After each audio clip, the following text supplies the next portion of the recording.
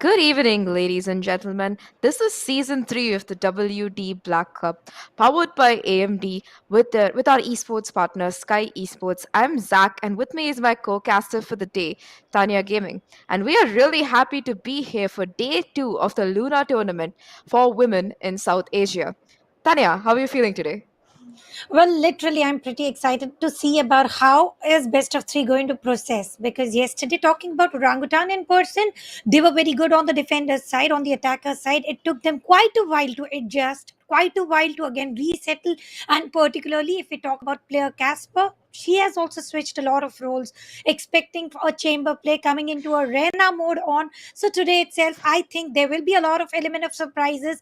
New players, sure. We are also having a new team joining in L Streaks today for the best of three. So we are going to have new players, but alongside that, all teams, all players are also going to give us a extra pinch of salt with some surprises. Oh yeah, definitely. We do have surprises in store, and like you mentioned yesterday, orangutan. They looked a little bit shaky in the beginning, but they really managed to pick up the pace. I think that we saw an even scoreline at one point, a score of like 7-7. But after that, orangutan did not lose anything except one single round. The final score by the end of the game was something like 13-8.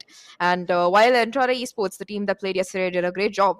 Orangutan, nevertheless, they persevered and they did, wake up and go. And like you mentioned, Casper, we saw her on that Reina yesterday. She absolutely popped off. But I think the star player for the team yesterday was Mythica, on that Viper. She was so pivotal, all those lurks down mid. So it's going to be exciting to see if they can keep up that kind of consistency because all the players for the side of Orangutan, they put up a great performance, which is one of the reasons why their team managed to go forth and it's going to be them in the best of three happening today. So today's best of three, like you mentioned, is going to be between Orangutan and L Streaks. I think it's a relatively new team as well that has been formed. And I'm really excited to see how this game is going to go. Even I'm pretty excited. And talking about the maps, yesterday we did have Icebox where Viper played a pivotal role there. And that is how Mythica was able to win that MVP title as well. Let's see. I would personally want to see Fracture today. I know usually we don't see that much, but it is a lot of it is a map that interests me a lot. I would definitely want to see the map of Fracture. Oh yes. Fracture is a really interesting map, and like you mentioned, like when you have map vetoes happening, one of the first map that gets instantly vetoed is Fracture. It's pretty it's pretty unfortunate because it's really exciting to see the kind of different agent comps which people run. Some people love to run a chamber, some people prefer a cipher. Other people prefer different kind of agents. I think at one point people pick 10 different agents across the map, and it still works on Fracture because it is such a confusing map. But I think before we head into our match for the day, we are going to be taking a look at the schedule, which is going to be for today's match. Like I mentioned, it's going to be the semi-finals. It's going to be a best of three happening between these two teams, Orangutan and El Streaks. Like we've talked about Orangutan, there's plenty to say about them. The organization formed. Sorry, the team was picked up by the organization only like a month ago, I think. But nevertheless, the players have all been on the scene for a while. We can talk about Sway, who's one of the more talented jet slash chamber players. We've seen her on the op, really really good. You've seen Casper as well, one of the most versatile players. I think she started out playing a lot of Astra, but we saw her flex with Arena yesterday. And you can talk about Kachao and Japips, two people who are very well known in the South Asia team, and that's what I love about these girls. They're a team which is full of people from different nations. You have two players from India, you have Mythica, who is from Pakistan, you have these two players who are from the Philippines, Japeps and Kachao, and they make it work, and they look really good while doing it. They definitely do look ready while doing it, and so are the viewers. Let's head towards the next screen. And it is going to be about the map veto. Well, I am sad about Fracture not being the scenes, not Aw. being on the screen, but somewhere I'm also happy about Split, Heaven, and Ascent will be played. It is best of three, and for the start, L Streaks has selected the map of Split. If we talk about Orangutan, it is going to be Heaven selection and the Decider map, one of the most basic map. Ascent, talking about Ascent, I still get those goosebumps yesterday by watching the quick clean sweep coming in from Team Esteria. It was 13-0. Sure, we don't see such sort of matches daily, but talking about today, what are your expectations from the map of Split? I think Split, it's one of those maps that's really hard to play correctly because you have a lot of these tight angles and you have a lot of Asian comps that can work. Usually, the controller was Astra, probably going to be Omen now, but even Brimstone can work well.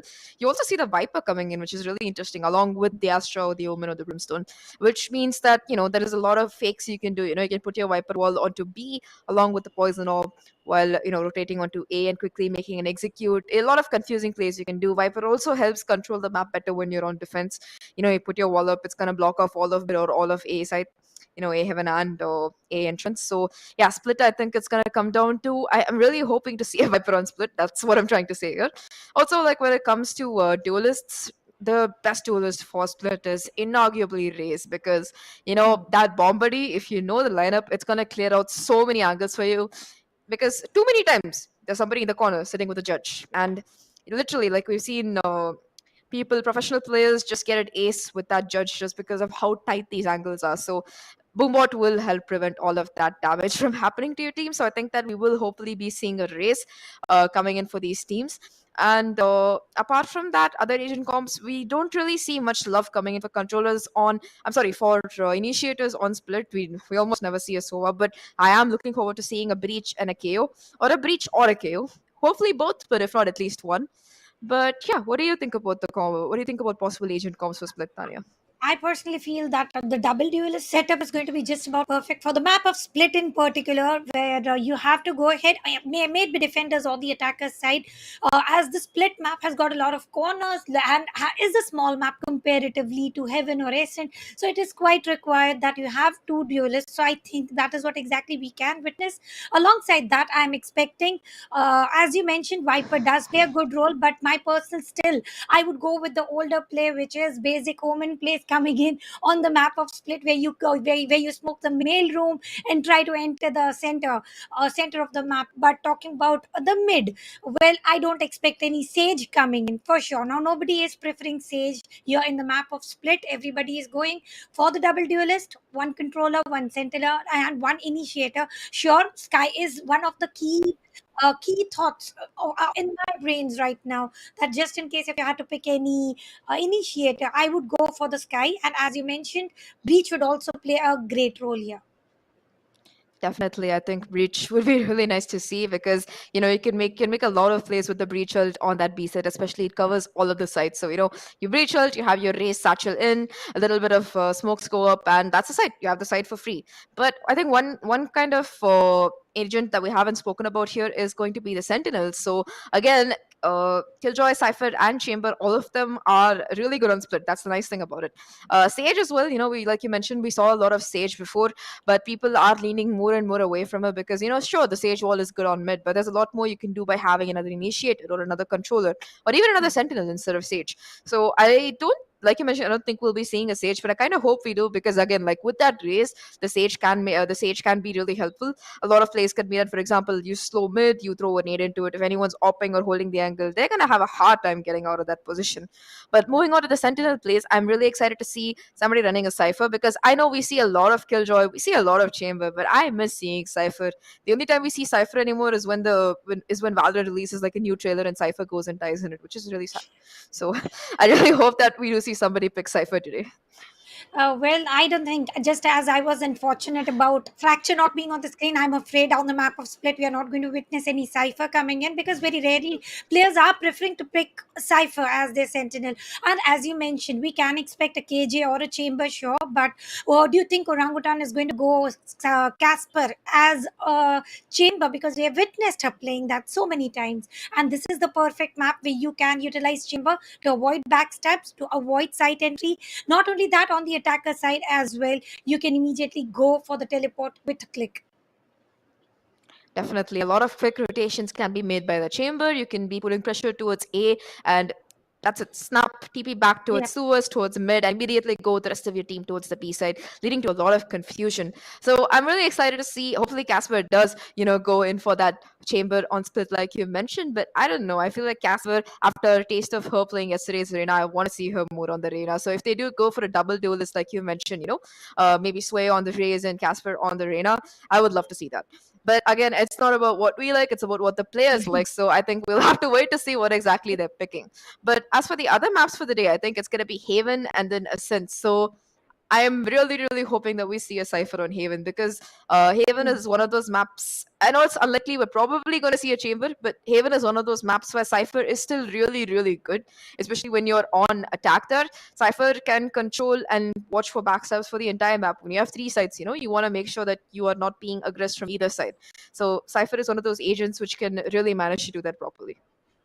For sure, on the map of Heaven, Cipher is going to be one of the key agents that you can utilize it very wisely in terms of trip fire, in terms of using the cage right on time, and let alone you can also go 1v5 with a Cipher, and I've seen that being done with the neural theft. So we can expect some such plays also coming in, but are they going to go for that Cipher play? Because as we have talked about Sentinels, we have talked about Duelist, and yesterday we did spot one Astra play. Today, are you expecting any Astra plays coming in? Because from my end, I don't see any Astra coming into it. I mean, on split, we might see an Astra if there is going to be a Viper. If they're running a double controller setup, they can afford to go for that Astra, because, when you have a Viper as well, it's okay if your smokes are a little bit late when they're being retrieved, or if you only have 4 stars, because you have two controllers. You can afford to have that delay. And in that case, the Astral Pull Gravity Wells might be really, really useful, with helping to diffuse a spike depending on where you plant it. So we might see one, but I agree with you, it's really unlikely. Odds are that we're going to see a Brimstone or an Omen, mostly an Omen on split, but we might be seeing a Brimstone, because again, like, while split is a big map by itself, all the sites and the areas are all very small. So as a Brimstone, you can smoke them off pretty easily, and you can smoke them off together as well. So Brimstone might be getting some love here. And let's talk about the ultimate, the Orbital Strike. So Yeah. useful if you're a person who likes your lineups, if you're a person who likes to get control easily. You just pull out your watch, press the alt, and that's it. Mid is clear, or A heaven is clear. Depending on what you want to clear, it's going to be clear, because the alt covers all of it. For sure, we can expect. I was just talking about Omen, the typical old plays, but yeah, Brim has been even older compared to what Omen plays have been joining in. So sure, we can expect a Brim play coming in, and we can expect a deep fry moment also for the opponents. We are going to enjoy that. Viewers are going to enjoy that, but the players who are going to get fried, they are definitely not going to enjoy that happening to them. But something or the other, they have to retaliate some way or the other. They are going to make sure that they save themselves from any sort of attacks coming in. And this is what the game is about. Save yourself, plant the spike, defend yourself, and win around flawlessly. Yes, a flawless round will be good, but let's see if either of the teams can pull it off, because we are going to be heading into Agent Select right now. Looking at it, for the side of Orangutan, it's going to be Casper on her Omen. She's back to her controller place. It's going to be Mythica who is going in for that Sage. In fact, both teams have a Sage. We were kind of wrong that Tanya. I think Sage is not yet out of meta, or they didn't hear us this time. Sway is going to be going in for that Chamber. It makes sense, because, we saw how comfortable she was opping yesterday, and she is going to be going for that Chamber, because that tour de force can be really, really devastating, especially on that A site when you're playing towards the CT. A lot of damage can be done. And Kachao is going to be on the duelist. And yes, I am so happy we are seeing a breach from both these teams. So I am pretty happy about that fact. But what do you think about the lineup for the attackers? If you have a look on the attacker side, we did expect the breach joining in the play. So sure, Astra, which I was least expecting, is also joining the party here. So somewhere, all the predictions did not go as in how we predicted. Two double Sentinel setup is going ahead on the attacker side, and that is good. While on attacking side, I really don't know how are they going to utilize. Pre-plant, post-plant, sure, they can stop the opponents from joining in the party, joining in the exact location.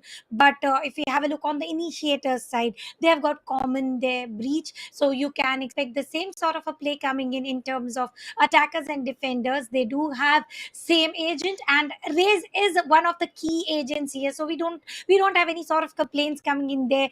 We do spot Raze at both the ends. And talking about Sage once again, the healer leader, the master, the mother kind of a moment. And Mythica, yesterday, destructive, going, being toxic, today being the healer. So let's see how is this role going to totally change her set of play, because being toxic towards being a healer, you have to make sure that you get that balance very well. And I'm very sure of Mythica is going to show us way more resurrections than what we have spotted yesterday. I mean, I really, really hope so because I think in what was it? It was like 21 rounds. We saw exactly one dress coming through, and there was only one sage. So one sage, one dress in 21 rounds is kind of not nice. Hopefully, Mythica and PT go for it and show us a little bit of a better sage performance. That, but again, like looking at the lineup, it's almost a mirror matchup. You know, it's just gonna be Casper on the Omen versus Capricious, who's gonna be on that Astra. Not much difference coming in, honestly. But Casper on that Omen is really scary because man, she has her look timings almost perfectly. You know, you never know where she's going to be coming from, where she's going to be hitting you from. A lot of damage that can be done. So let's talk about the attacker side. Looking at Elsheiks' SCOM, they can go in for a fairly aggressive attack with the breach and the raise in their pockets. The thing is that if baby Aper is satcheling into heaven alone, she won't have the backup of anybody else being able to come with her because of the fact that nobody else has that level of versatility in movement. At least Kachao, when she's satcheling, Casper can try and put a paranoia towards if Kachao is trying to satchel into a heaven towards ramps, Casper can toss a paranoia towards from sewers towards that area, or she can try and flash a heaven from main itself and try to TP into a smoke there. So there will be some backup possibly available for Kachao, but I don't see that coming in for the side of Aper. So I think that attack is going to be really hard. It's going to be a heavy burden falling all on baby Aper's shoulders, and she will have to get that entry for her team, or at least create some space without dying, because unless she gets a pick, it's going to be very, very tough for the side of L6 to get into any kind of site here, looking at the lineup that OG is running.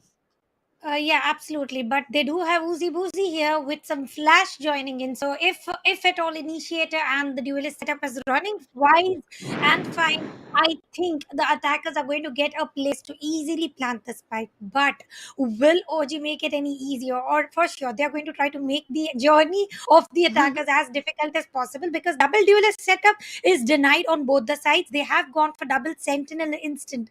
So we can see a chamber blocking the entry.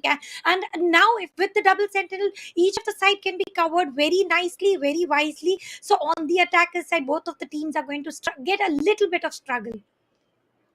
There is going to be a bit of struggle, and one of the things that we haven't spoken about when it comes to Split is the importance of mid control. So Split, the map is called Split for a bunch of different reasons, but I think one of the main things to look at is that the most successful attacks on Split happen as splits. So when you want to go A side, you have somebody coming through mid a bit late, a little bit of a lurk coming in. Usually it's going to be Casper if it's going to be OG on attack, for example, and again, two players going towards A heaven trying to take control, two more people going into site, because if you do a 5% rush onto site, it's really, really hard to hold, because for example, let's say that the side of OG is trying to rush A side, and all five of them get into site. So they either take down the player that, or the side of L6 is playing on retake. They get into site, they plant the spike. They're all playing different positions. The thing is that there are only so many angles available, so it's pretty easy to clear them. Like for example, if there are two players in elbow, one paint chills from the race is going to clear all that. If some people are playing backside, if there's somebody on heaven watching for it, that's going to be a kill coming in too. So it's going to be really, really hard to try and defend the spike once you get it down, if you do have this site. So hopefully we do see some interesting splits coming in. But without much further ado, let's head into the game and see which team will come out on top in this first matchup in this best of 3.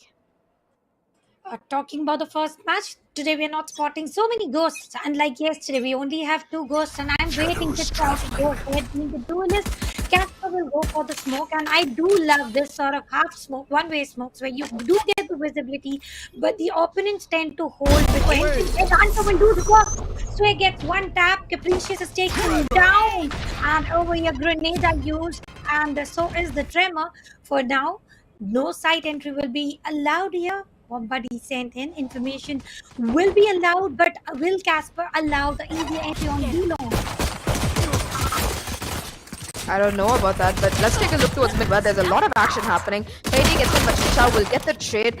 Petty will get the second as well. Meanwhile, Casper goes down towards B main, and that's going to leave the B side open here. Sage should be able to get the spike down. He's going to be planting default just to be safe, and it's going to be a 2v3 retake. Make that a 2v2. A Sway will get another headshot. Man, this girl is insane with that chamber headhunter pistol. She's exactly doing that, hunting heads, as she already has 2 kills to her name. Mythica as well, trying to see if she can spot anybody. Looking at the default plan spot, knows that's where the spike is, but nobody is playing that. Don't say at the wrong time, but will nevertheless spot the player. We'll get the headshot as well. That's gonna be the player being so low. One enemy Sway remaining. going forward, will get the kill and get the second as well. 4k for Sway, and it's gonna be Orangutan taking the first round. Well, I have to say here, I have to admit here, Sway took the round here. No, not the team Orangutan, for sure with Sway. Round goes to Orangutan with this round, getting the first frag until the final 4 frags all together, all by Headhunter. I think it was an amazing set of play. Kachao did manage to get 1 frag for herself, and if you have a look on the other end, they were able to drop down the team to only 2 players remaining, but that was not enough.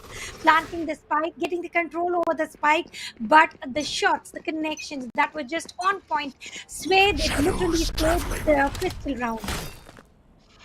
I think, we talked about Sway, we talked about his accuracy on the jet with the operator, but we need to talk about accuracy with the chamber sheriff, because, man, that headhunter pistol is just absolutely lethal. Will push out again, do a lot of damage, in fact, with both the breach and the sage for L-Streaks being brought down to a really low HP. And Kachao, she's going to be waiting in B heaven, just ready to toss paint shells down towards that area, and Capricious will take a bit of damage from that as well. All 5 players still left alive. Breach really low on Casper. Jiggle beaking towards B-main will get a little bit of damage, but will be able to smoke it off. So that's going to be her left safe. Paint shells coming through, not really doing any damage and not connecting, as Casper will hear them and move away to safety. They are going away for the safety. Not even Spike 1 minute down, left. mid. But on the course, Sway with the headhunters will take down Uzi Boozy. The initiator is down already. How are they going to get it? To go for tight entry, not only that, through the mid, they will go for PT as well. 2 frags already. Kachao has got One enemy remaining. with a beautiful Spike spray down, frag. mid. They will get the second frag as well. 30 seconds Last left. man standing, and Sway is willing to get that triple for herself. Before that, Kachao going for the paint shell. How long will the survival last? Because Dremta is also making them taste the same medicine, and 1 frag confirmed with the headhunters. So close. Mythica will go down as well. That's going to be 2 kills, 10 1 seconds gun left. drop for the side of Orangutan, but they should win the round because the spike is so far away. No time left on the clock, and Ginza should just try and die, and yep, Kachao will get that 3k and clean things up. And Sway, again, with the sheriff getting 2. So Sway is on a roll here. She's just 1 away from that tour de force, and this can prove insanely valuable for the side of OG, because what you need to note is that this is going to be their bonus round, right? They do have 3 specters from the last round. They have Casper with the sheriff, but everybody else on the team only has these guns to play with, while the side of L-Streaks does have the advantage coming in with those phantoms and vandals. Just 1 phantom, in fact, 4 vandals in play. They do have 2 players on light armor because I think they opted for the sheriff buy, but either way, they do have the advantage when it comes to guns, and we are going to see a little bit of aggression from OG here. Sway playing this really cheeky corner. I really hope for the side of L-Streaks that if they're going A side, they clear it, because otherwise it's going to make things very unfortunate for them. For sure, the things might get unfortunate here, and the prediction is also very right. There's a 5-stack entry on side. Paranoia being proposed. The cloak is no getting 1, but being spotted. The weaponry point, which you mentioned, definitely L-Streak is making the most use of it. It is a force by half shield for some, and Kachao, as it is Japits, are trying to go ahead, get a pick. Are they going to get it? And yeah, the boys, Kachao will make sure to take down Rinza here, reducing to 3v3 situation on the spike. They have their gold CT, so if they can get an easier entry anyway, breaking the wall, going for the entry, all trying to use right on time, satchel and the side entry. Not enemy remaining. And PT has got a good position for herself up the wall. Jappi's also being taken down. With that, a full buy round going into the favor of Team L-Streaks and the victory. This force buy worked good, but on the course they did manage to lose 3 players. So again, the weaponry issue will still continue to remain. On the other side, OG is going to get all the best of weapons here. They too have the best of weapons indeed, and I think Sway might not even get a weapon. She's gonna be like, "Yo, let me buy one of you guys a gun. I have my totem force ready because I don't need guns, man. I'm chamber. I have 2 guns ready. You don't have a KO. You're not gonna shut me down." Looking at the side of Elstrix, though, they do have 2 ultimates very close, and both of them are really important. Dreamsa almost has her totem force, and Out of range. the Sage Teleport's also ready. almost has a resurrection. So it seems like they want to be hitting that B side, and Sway will have that totem force ready. She will hear a player trying to jump peek her, but she's not playing it super aggressively. So until somebody walks into a crosshair, that's going to be a kill coming in for free.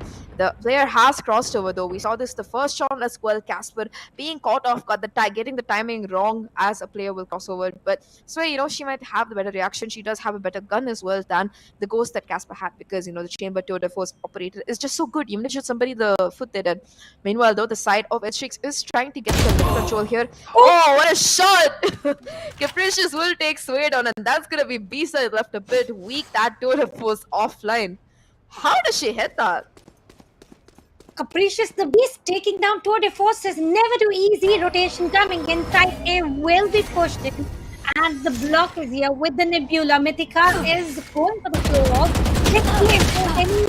Oh my god, Uzi taking down Mythica very quickly. I thought the spray would deliver a lot of damage, let alone damage. The player was confirmed as well. 30 seconds The left. defender side are reduced to only 3 players remaining, and I think this round shall be able to go into the favor of Team L Street here. Going for the fall once again, aftershock once again, but no player was damaged here. And CT side entry here. And Juppeeps also trying to go ahead with the fault line this time. No damage delivered. There's nobody standing there on the heavens. Jevin is trying to get right. Will already managed to get the entry out of the tap. Showstopper will be used. No damage whatsoever. Last player player on the standing. side and with One that, enemy remaining. It is only last hit. Capricious. The first and the finisher, both from Capricious. Whew, that was almost a successful retake. A 3v5, and OG played it so well. So close to taking back the side. But sadly, towards the end, it is going to be Capricious who takes that final kill. Like you mentioned, opening with a kill on Sway, closing it out with a kill on Casper. But you really have to commend OG because, it was a 5v3. The spike was planted. They were low in time, and they got it all the way down to a 1v1. It's a pretty commendable, but nevertheless, they did lose the round, so they are going to be pushed into an eco here. 3 Ghost Sheriff on board. They do have that headhunter from Sway, and they're going to be looking to push mid a bit here because you see them walking down. Maybe April is going to be the first player who will get 2, but Jacques will finally get the trade here. Mythica does have the resurrection, but I don't think she's going to be choosing to invest it in this round. Mythica will see Capricious, but that superior weaponry is going to help Capricious get that kill. Casper in the meantime taking down Dreamsa, even though it's an eco. A lot of damage being done here from the side of Orangutan, and the best thing is it's going to get that resurrection out, so I think that the side of OG will be happy. Like, even if they don't win this round, they have taken away some rifles, and more than that, they have gotten the resurrection, one of the most useful ults out of the game. So it is going to be the B side taken though, the spike going down, and it's going to be a 2v4 retake right now. I don't know if Casper has managed to pick up a gun yet. The Breach does have one. If they go to mid, they will be able to get it, but I think they're just going to be having those pistols remaining. There is one Phantom for the in the hands of the Breach, but the Casper whose pistol gets spotted will get one. It's going to be just the Breach left. The Conquer's coming in, but will go down. Race with a 3k with an ultimate online. It's going to be the 3rd round for Female Strix. From 2-0 to 2-3, quite too quick, isn't it? The journey, the pace that is picked by L Streak is very, very hasty, and I think that is working very nicely for them. No operators spotted on the side of attack is sure, but Sway with the operator is already in. Talking about the previous round, baby going with the sewers entry, getting fragged with only last man standing, getting a finisher as well, and a flawless round. And using a ultimate, using a resurrection, I think it all made sense. They wanted to make sure that they did not lose the round. If at all they did lose the round, look at the economy right now. They wouldn't have been able to buy full shields alongside the weaponaries which they are playing better with. Definitely, the weaponry is proving to be a huge boost here for the side of Team Elstrix because, once they got those rifles in their hands, they seem to be unstoppable because it's Gonna be them taking 3 rounds in a row. It's gonna be another round, another buy coming in for Orangutan. And the thing you have to note is Split is a map where it's a bit easier, I would say, to work on defense and on attack, especially with the agent comp that both these girls are running. So Orangutan, they would want to win as many rounds possible on defense, and right now they're having a lot of trouble with that. Unless they get at least like a 7-5 or worst case a 6-6 half, it's gonna be really, really rough for them. But it's still early days. We only had 5 rounds coming in, and while we're on a technical pause, let's look at the individual players coming in for the side of L Streaks. Now, Capricious, that is some aim coming in from her. She managed to headshot Sway while she had a tour de force. She managed to take down Casper with a single shot when she was trying to defuse a spike in that 1v1. And that's the worst one. Like, Casper knew exactly where this player was, but Capricious, she peeked at the right time, knew that Casper was going to try and tap the spike and will get that kill. PT as well, going forward towards mid, helping getting those kills, being really aggressive and doing a great job for the rest of the team. Dreams are on that lurk. And of course, Baby Aper, we saw with the 3K, she has that showstopper as well right now. I will tell you this, Tanya, there's nothing as scary as, when you hear fire in the hole and a race saturating to you when you're playing on a site, because you want to run, you want to hide, but, if you move, that's going to be that. You're going to die. And you really don't want to die. Nobody wants to die, but ultimately the situations does arise where you start to lose the player, and after losing a player you also lose some sort of hope here. Talking about Mythica, she's the only player with no frags here. This is a technical timeout, sure, some ping issue, sure. Maybe she comes around with the better ping, with a better play, because we did spot her play yesterday. It was amazing, it was fantastic as a Viper, but now changing the roles also gives a little bit of differentiation in the mode of play, in the kills you take, in the way you manage. Though we have seen a resurrection coming in, we have seen healings coming in, none from Mythica yet. It is coming in from Patty of L Streak. So yeah, we can expect. And all, if we talk about ults as well, we have got Astral Form ready, we have got Tour de Force ready, and we also have one of the most important ultimate on the map of Split, which is Showstopper for Team L Streak. They do have the showstopper. They have 3 also. In fact, they have the tour de force if they wanted. They have the astral divide if they wanted.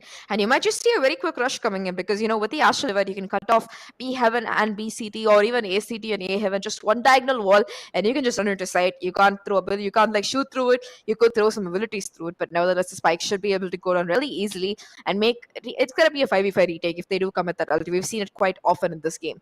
Looking at the side of OG though, Sway is doing a great job. She has invested in that operator, and Sway or an operator, we've seen how deadly she is yesterday. 2 consecutive kills, 3 consecutive kills. She just pops off free positions, and with the chamber it's gonna be even easier, because she could be peeking towards mid, she could get a kill, TP back, go to A heaven if somebody's looking up ramp, get that kill, or if she decides to TP to B instead, it's gonna be her watching B main as well. Wherever she goes, you don't know where she's gonna be TPing to, because you don't hear that noise when you're on the side of the attackers. The chamber could be anywhere and you have no idea where they're gonna be picking next. So Sway with that operator might be able to make a huge difference here. Japeeps also has that breach ult. It's gonna be really taking really easier, because once you're stunned by the breach ult, it's so hard to shoot. However, there is something that I think is real. You have to tell me, Tanya, if this is real, because I've noticed that whenever I'm playing breach and I ult somebody, they immediately get 100% headshot accuracy. Have you faced this phenomenon? No, I tend to get the kills though when I use the breach shell, when I use the rolling thunder. I and my teammates just rush in and get as many frags as possible. So I'm expecting something as such coming in, and we do have a rolling thunder ready as well from Japips. So I'm expecting that they are able to deny the entry. But if we talk about L Streak in particular, they are very precise with the rotation. They are doing some sounds at the other side, trying to convince that they are going to make sure they're committing site B, and this is exactly what is happening right now as well. One of the players is quite too far away, and that player is going to just go there and ask for being used here right on time. Let's see if they're going to commit to site B. Oh, and is it going to go? Yes, good. It does. Showstopper did not work wonders here. It did not. However, Baby April is creating a lot of confusion, and that's going to be Mythica opening up her account, will getting that first kill. But in the meantime, though, the A side is completely gone. What a fake being coming in. That showstopper and that astral divide helping the side of L Streaks to get A side with almost no damage. advantage here. Getting 1 kill, getting 2 kill. Capricious almost getting a third. What are you smoking? It's gonna be just JP left right now. It's gonna be JP who gets that trade to 3v3. Things have been equated from the heroics coming in, but Mythica, she's gonna be getting the resurrection, and that's gonna be a 4v3 right now. The disadvantage coming in. Champions is popping the breach here, but the counter ult is coming into the side of Team L-Streaks, and it's gonna be a lot of space coming in. Sway will be taken down with the help of Dreamza, and it's going to be Dreamza towards main here. Will be taken out by Mythica. The trade's coming in really quickly. It's just one player left right on a PT will clean that up. 9 HP left, but that's all she needs as the 4th round goes to the side of Team L-Streaks. Well, the L streak started a little late, but from there and then they have not stopped. And we did mention it that there were total of 6 ultimates ready before the start of the round. All the ultimates have been utilized, and not only that, now we have Tour de Force ready coming in from the attacker side. Let's see how is Dream going to make use out of it, because going ahead, choosing Vandal is a good weaponry, sure, without a doubt. But we do expect, when you have a Tour de Force activated, we do expect one headshot coming in. Mythica ready with the Sheriff, trying to block B side entry, and the commitment towards B is real for sure. And Easy Boozy going ahead, trying to use the tremors here. And nothing is going to change here though. But on the other side, Dreamza will go ahead, get one frag immediately. Kachao will trade Dreamza with that. And the teams are left with 4-4. And it's going to be Casper who does cross that paranoia, but will not hit anybody, as Lowell PT will be able to get that trade. It's going to be Capricious on site as well. The B side open, a 2v3 retake right now. The guns, they are pickupable, but I don't know if it's possible, because even if they do have one gun coming in from Dreamza who died towards A main, it's going to be a really, really rough retake. You can see them trying to clear out CT methodically, trying to make sure there's nobody lurking behind them. Both players making their way, trying to decide if they want to go towards Heaven or the CT, and they are going to be going towards the CT spawn instead, trying to make their way into the site. Never mind, they've split up. It's going to be the breach, watching to see if anyone's going to be pushing really aggressively, but the side of L-Streaks are playing this patiently. They know they have the advantage. The spike is down, the clock is ticking. The side of PT will, the side of L-Streaks will have to come out, and PT barely survived after that nade. Captain will get that trade though. Uzi, the trade immediately coming in, and an unfortunate moment for Japim Star. She tries to pick up the Vandal, but before she could swap, Capricious peaks at a capricious time, and round number 5 is going to be going for L-Streaks. Talk about any play here. Kachao trading one of the players immediately. Casper had a good off angle where she managed to reduce the numbers. Even after reducing the numbers, they could not win it. But now they've got a full buy round. That was a total save round that they were utilizing with the Sheriffs, with the Ghosts. Now I think ultimately they are going to make the most use out of it. Sway with the Operator once again, and ultimate will be saved. Was not used indeed. Coming in from the attacker side, Capricious once again trying to go ahead, break the wall, and train the mid. Vision will be blocked with an Nebula, and that is where exactly the feature will be used.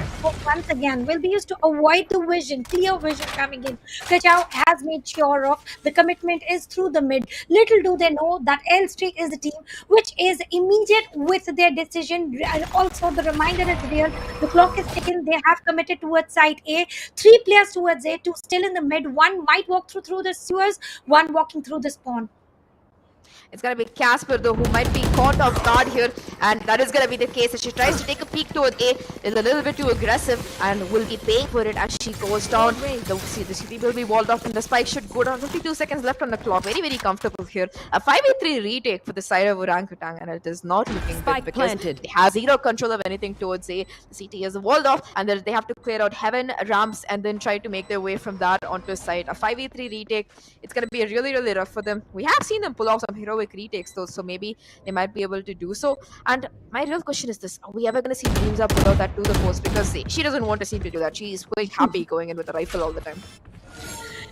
Yeah, even I felt it. She's quite happy. She's quite comfortable using a Vandal there. So why waiting any ultimate? But Capricious coming out of nowhere through the sewers also will be using some stars with the gravity wall and reducing the numbers to 2. There's no way to run out of the vision of Capricious here. Will she go ahead, save her weapon? Player standing on the course. There will be a lot of exchange of the flags. Ultimately, the round going into the favor of Team L-Streak once again. Streak is on a 6-win streak. Is it going to be the 7th? Will be my question for you. Because since they have started winning, they have never looked back. Oh, definitely. That's 6 rounds in a row right now, and they are looking absolutely phenomenal, especially Capricious. We got to talk about him, and that luck on that round was so perfect. And this is what, like, the fakes coming in from the side of L Streaks, they're really scary because you see the breach tremor as well as an Astra star being utilized towards B heaven. It's gonna call in the rotation from A, and it's just doing a lot of damage. And this is the worst part. They managed to pick up an operator as well. It's gonna be Kachao satcheling in, and all players in fact going towards the mid push. A little bit of damage done towards the Kachao is gonna be left with 50 HP right now. And almost dies to the nade, to the bombot, but it's gonna be the trades coming in quickly. Uzi getting one, getting two, almost getting three. The Defense will take her down. The trades are pretty even here. Kachao taking down Patey as well. Just 2 players left right now for the side of L Streaks. And while they are healthy, 2 players to Orangutan are really, really low. So it's gonna make things really hard here. The ultimate is being committed though by the race, and these two are playing it so patiently. They don't want to make noise. They don't want to give away their position as they try and hold onto the spike safely. Oh no! People taking down Kachao. What in the world? Just I witnessed the teammates taking down, reducing to equalize numbers 2-2. I'm very sure of the player. Kachao might be very angry with this sort of a Last player standing. And Gimuza will be the one to take the advantage of it. This was the point to break the streak of L streak, and unfortunate that fault line took down one of the player. And I think this was one of the most funniest play by far. What happened, I don't know, but this was not supposed to be done, sure. Oh no, that was just really sad because she did have that showstopper. She could have done a little bit of damage, but unfortunately, it's not going to be happening as the Aftershock will be taking down her own teammate. You do see it happen sometimes. We've seen Killjoy, Nanoswarms take down players at the Aftershock as well. I don't think that it was planned. Really unfortunate that for the side of OG, giving the 7th round in a row to the team L Streak here. And that's not the worst part. Like, I don't know why the name is L Streak, because if they're going to be playing this well, it should be W Streak. That's the problem. It is going to be them though, trying to put a very straightforward push towards V main. You do have Greenza lurking up towards that market area, towards mid, but the other 4 players are all towards V main here. So it remains to be seen if OG will think this is another fake or if they think that this is, the actual commit coming in from them. I don't think this time they are going for the fake play. They are all holding because the team OG is trying to push it through, being on the defender side. They are trying to go ahead and predict where the players are, trying to back flank, trying to backstab, trying to get those unrequired frags where they are being the victims. They are trying to be the victors, but being the victim here. Let's see how is everything going to happen with only 50 seconds and the counter is still ticking. If you have a look at Mythica right now, still holding the same position. 4 players stacked in the garage. This is exactly Kachao is already on the move. They've made them realize that they have rotated fake play, mind tricks. It is everything that is being done by 30 seconds left. So 30 seconds left on the clock. That's going to be the breach ult coming in, and Aper is going to be going in. Mythica trying to hit the shot, but Capricious is there for the help. The defense coming in. The aftershock from Japeep's not exactly doing very well. Kachao will take down Dreamza though, who was a little bit early on the lurk, and the spike still hasn't 10 seconds left. Nieti though should be able to get it on. Kachao getting a second. Is this what things turn around to the side of Team OG? They do have the advantage. The resurrection is going to be coming through, and it's going to be a race. It's going to be the race defense. Kachao gets 3k. Trying to go in for the 6k ace, and Kappa trying to defuse the spike. The aftershock coming into play, doing a bit of damage to Kachao here. Will be finally taken down. The trades again coming in really quickly. 2v2 right now, all in the hands of Capricious here, who is so low though. He does have an operator as well to work with. Will miss a shot, and Sway will get the defuse. That's gonna be finally the team popping for OG, and a round going in their favor.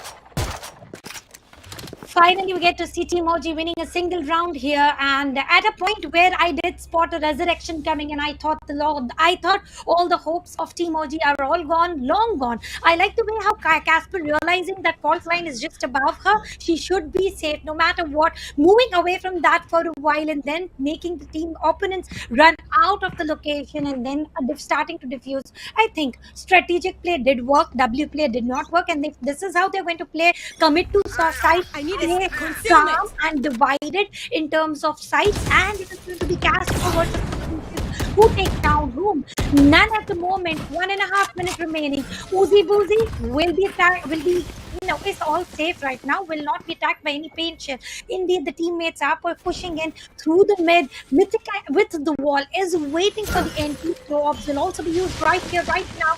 All 5 versus 5 is ready, except the ultimate is reactivated by the chamber on the defender side. And we also have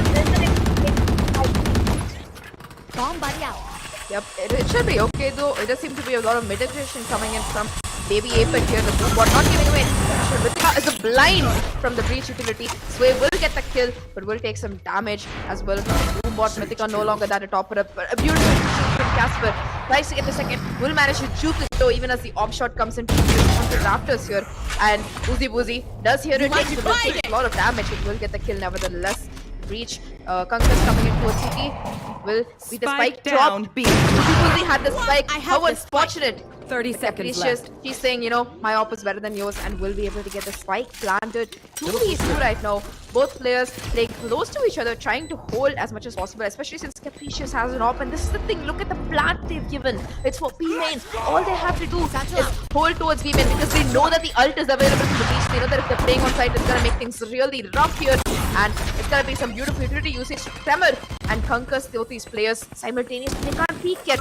It's going to be half the diffuse. 2v2, one enemy going on though. Dreamsa will get that kill. Diffuse almost done. Could this breach have stuck it? It's not sure. Even as the aftershock comes through, will get one. But Capricious with the trade is gonna get the 8th round for Team L-Streaks. Last round in the half. Streak was broken, sure, but again they are picking up all the form that they lost in previous round, and now this is going to be the last round on the attacker's side. And we did mention they are going for the double Sentinel, which shall be difficult on the attacker's side. And they are fortunate enough on the attacker's side, they are able to go all flawless, all smooth. And Capricious is one of the key players that has been spotted since round 3, if I'm not mistaken. Capricious is trying to do everything that is much more than needed for the team's victory in terms of op, in terms of ghosts. I think every weapon is used by Capricious is working wonders. Dreams are waiting on the angle and trying to get the first pick. Sway is not falling for the trap, I'm very sure of, and Headhunter is ready for Sway. Vandal versus Headhunter. How to work well, Dreams are angle, taking down Sway. Reducing the numbers already, and Baby will join in. Through the heaven, nobody to stop. There's no pause whatsoever. A push from Baby APR. And Spike down B. Getting spotted, taken down. The players are reduced with only 2 players. And I think 4v2 is quite easily that can be done. I don't think it's happening, I'll be honest, because that's gonna be just 2 players left, like you mentioned. PT already watching Heaven, seeing anyone's gonna be pushing to the smoke, and she is gonna be playing a really cheeky angle here. No one will be expecting her. It's gonna be the satchel coming through, trying to do some damage, but no one is playing the common angle. The PT ready here, One enemy to do some damage. Gets 1 and will get the other as well. That's gonna be the 9th round on the board for Team L-Streaks, and what a half Switching coming in sides. from them. I really gotta say that, because split on attack, it's not exactly the easiest thing, especially when you're running just a single duelist. But Capricious, I have to say I'm really scared for her, because like you mentioned, she's been good on every weapon, and I can add this to the list of things I've never seen but always want to see more. Astra using an op. Yeah, that's true. Astra, instead of going ahead with the sneakier play, going with the operator play, which is commendable. Sure, now it is the time that Team OG might try to make the opponents, which is L-Streak for now, taste their own medicine, because they also have a double Sentinel setup. Are they going to go with the same sort of play with the split? Because we are spotting 3 players towards side B, 2 players towards side A. They are going for the same sort of mind tricks, but will it work the same way it worked for Team L-Streak here? Or Dreams will try to hold the heavens here. Uzi Boozy trying to wait and watch. Tremor will be utilized here, and there's a delay in usage. I'm very sure of Sway has got Headhunter, and this was the time. There was a delay. Uzi Boozy, and this is exactly what I was talking about. Sway had Headhunter ready, pointed, and on the first strike. But Chow dealing with the second strike, and now defenders are starting to lose the players, and that is exactly the taste of their own medicine. Blinding. I feel kind of bad for the one player on site. Capricious, caught between an aftershock and a breach flash, not having a lot of fun. And that boombot just wants to chow as it chases her all the way down. Casper though will come to her aid, will help out a bit. Just 2 players left right now for the side of Team L Streaks, having to try and retake the site, but the spike has already been planted. Just PT and Baby Aper has used her flash already as well. I think that her paint shells have been used as well to try and clear out some space, if I'm not wrong. So it is going to be Casper playing towards mid. She will come very late, I think, through vents to see if any of our teammates spot another player. It might be her coming in. The aftershock, the tremor will not be hitting Baby Aper, and that's going to be the kill coming in onto Jib Peeps here. 3 players still left on site though, and there's absolutely no time. Petty gets one, trying to get more here, but again, there's no time. And Mythica will go down. Just 1 player left, all in Casper's hands, but that's it.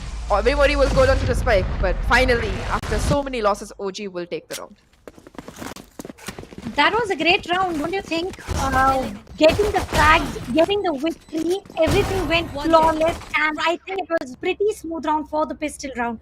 Talking about this particular round, now they've got total of 4 specters in the hands of OG, and on the other hand, Baby is trying to go ahead and use the shorty. I want to see which cheeky angle is Baby trying to go ahead and get a hold onto, so that the shorty is going to grab them some extra kill points. Yep, that might be that because Split, you can take some really scary angles with the shorty and get a couple of kills. We've seen that happen in Thrifty rounds multiple times, but the advantage does seem to be in the hands of Team OG here because they have those upgraded weapons, and Uzi Boozy is not going to be making the same mistake as last time, as she will be able to pop, her concussion at the right time.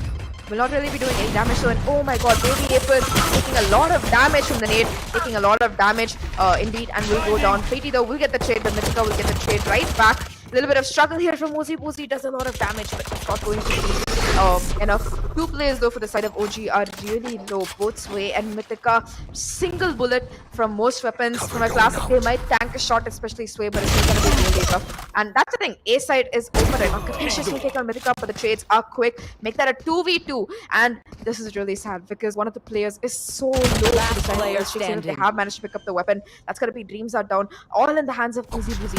28 HP. And a retake attempt, a 1v2 coming in.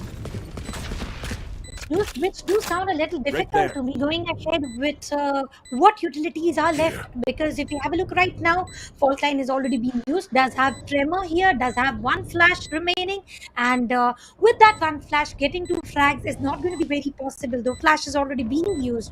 Uzi Boozy, the pretty to know it's left, the team already put by Casper, and Casper will be the one to put shut down to Uzi Boozy, and the score will be 5-9. Finally, on the attacker's side, we are seeing the OG play of the team Orangutan, because on the defender's side, it was a major miss. We did not see any clutch moments coming in, any aggressive rounds coming in. But on the attacker's side, we are spotting, we are witnessing exactly what is Orangutan all about. They are definitely doing a much better job here, but this round is going to be the true test because it's going to be the fullback coming in for the side of Capricious. They do have rifles and they are going to be at a disadvantage, the side of OG, seeing they have only Spectres, and this is the worst part. 3 of their players did die, so that means that they're going to be 3 Spectres down. Only 2 Spectres should be available on the team, and it's going to make things really rough because L-Streaks wins this, they're going to be at double digits, and that's it. Just 3 rounds away from winning the game, and the pressure is on. Either way though, looking at how the side of OG is playing, they're going to be trying to get some control on both A as well as mid, trying to use some utility to clear out space. But S-Streaks, man, they know they have the weapons for the distance. They're going to be just holding down the fort, making sure that if anybody comes past a certain point, they will be going down. It is going to be a push towards A though. You see the headhunter in Sway's hand, as well as the sheriff in Mythica's hands, trying to go towards the A side. 4 players towards mid. This is insane. It's going to be just 1 player towards that A side right now, all in the hands. Never mind, it's going to be nobody towards A side. A side has been left open. The fake has been sold. Orangutan will have the side for free. It's going to be a 5v5 retake right now, even as the wall goes up. And I don't know, it could happen in Orangutan's favor. Sure, they don't have the weapons, but they do have the control. And they gave a side entirely. 4 players on B side, 1 player on the mid or near to the rope area. But Baby APR trying to push it in. The 2 players have to reduce already. 2 players have to reduce already. Trying to reduce. was totally enemy denied. remaining. Movie to up with only one player remaining, not for so long. Finally, Capricious is back on the attacker side as well. With that, this is going to be the very first victory on the defender side for Team L Streak. Because since the sides were switched, all we spotted was Team Orangutan going ahead, getting as much of victories as possible. It is going to be the round going in the favor of L Streaks. They did lose 3 players though, so that's going to be 3 rifles gone. It's of course for Dreams that's not a problem. Every round you see the woman going in for a judge so far, and I think she's going to be very happy with it because it is one of those maps where you can get away without playing a judge for most of your game. It shouldn't be an issue. Uzi Boozy and PT though looking like they might have to go in for a Spectre instead of an actual gun. A bit sad for them, but it's going to be the full buy for OG right now, and this is the moment of truth because if they lose this, it's going to be them pushed into another eco or half buy, and it's going to make things really rough for them. They're not trying anything fancy. They are going to be going in for a relatively quick escape onto that A side, and oh no, Sway has been caught off guard here. It's going to be Dreamza who is stuck towards this angle. I don't think she can even TP out because utility isn't in place, and it's going to take just one aftershock to clear her out from that position. Is it going to be a clear out? It wasn't right on time though, right on place. So the side again, once the side control goes in favor of Team OG. The players are being traded only to a 4v4. Resurrection is ready on both the ends. Which of the stage is going to use it is going to be taken on now. One enemy remaining. Got a good angle on Heaven. And last man standing, Casper is the one who has to clutch 1v4. The spike is on and Casper will be able to get the triple for stealth. And the tremor is concussing Casper for a while.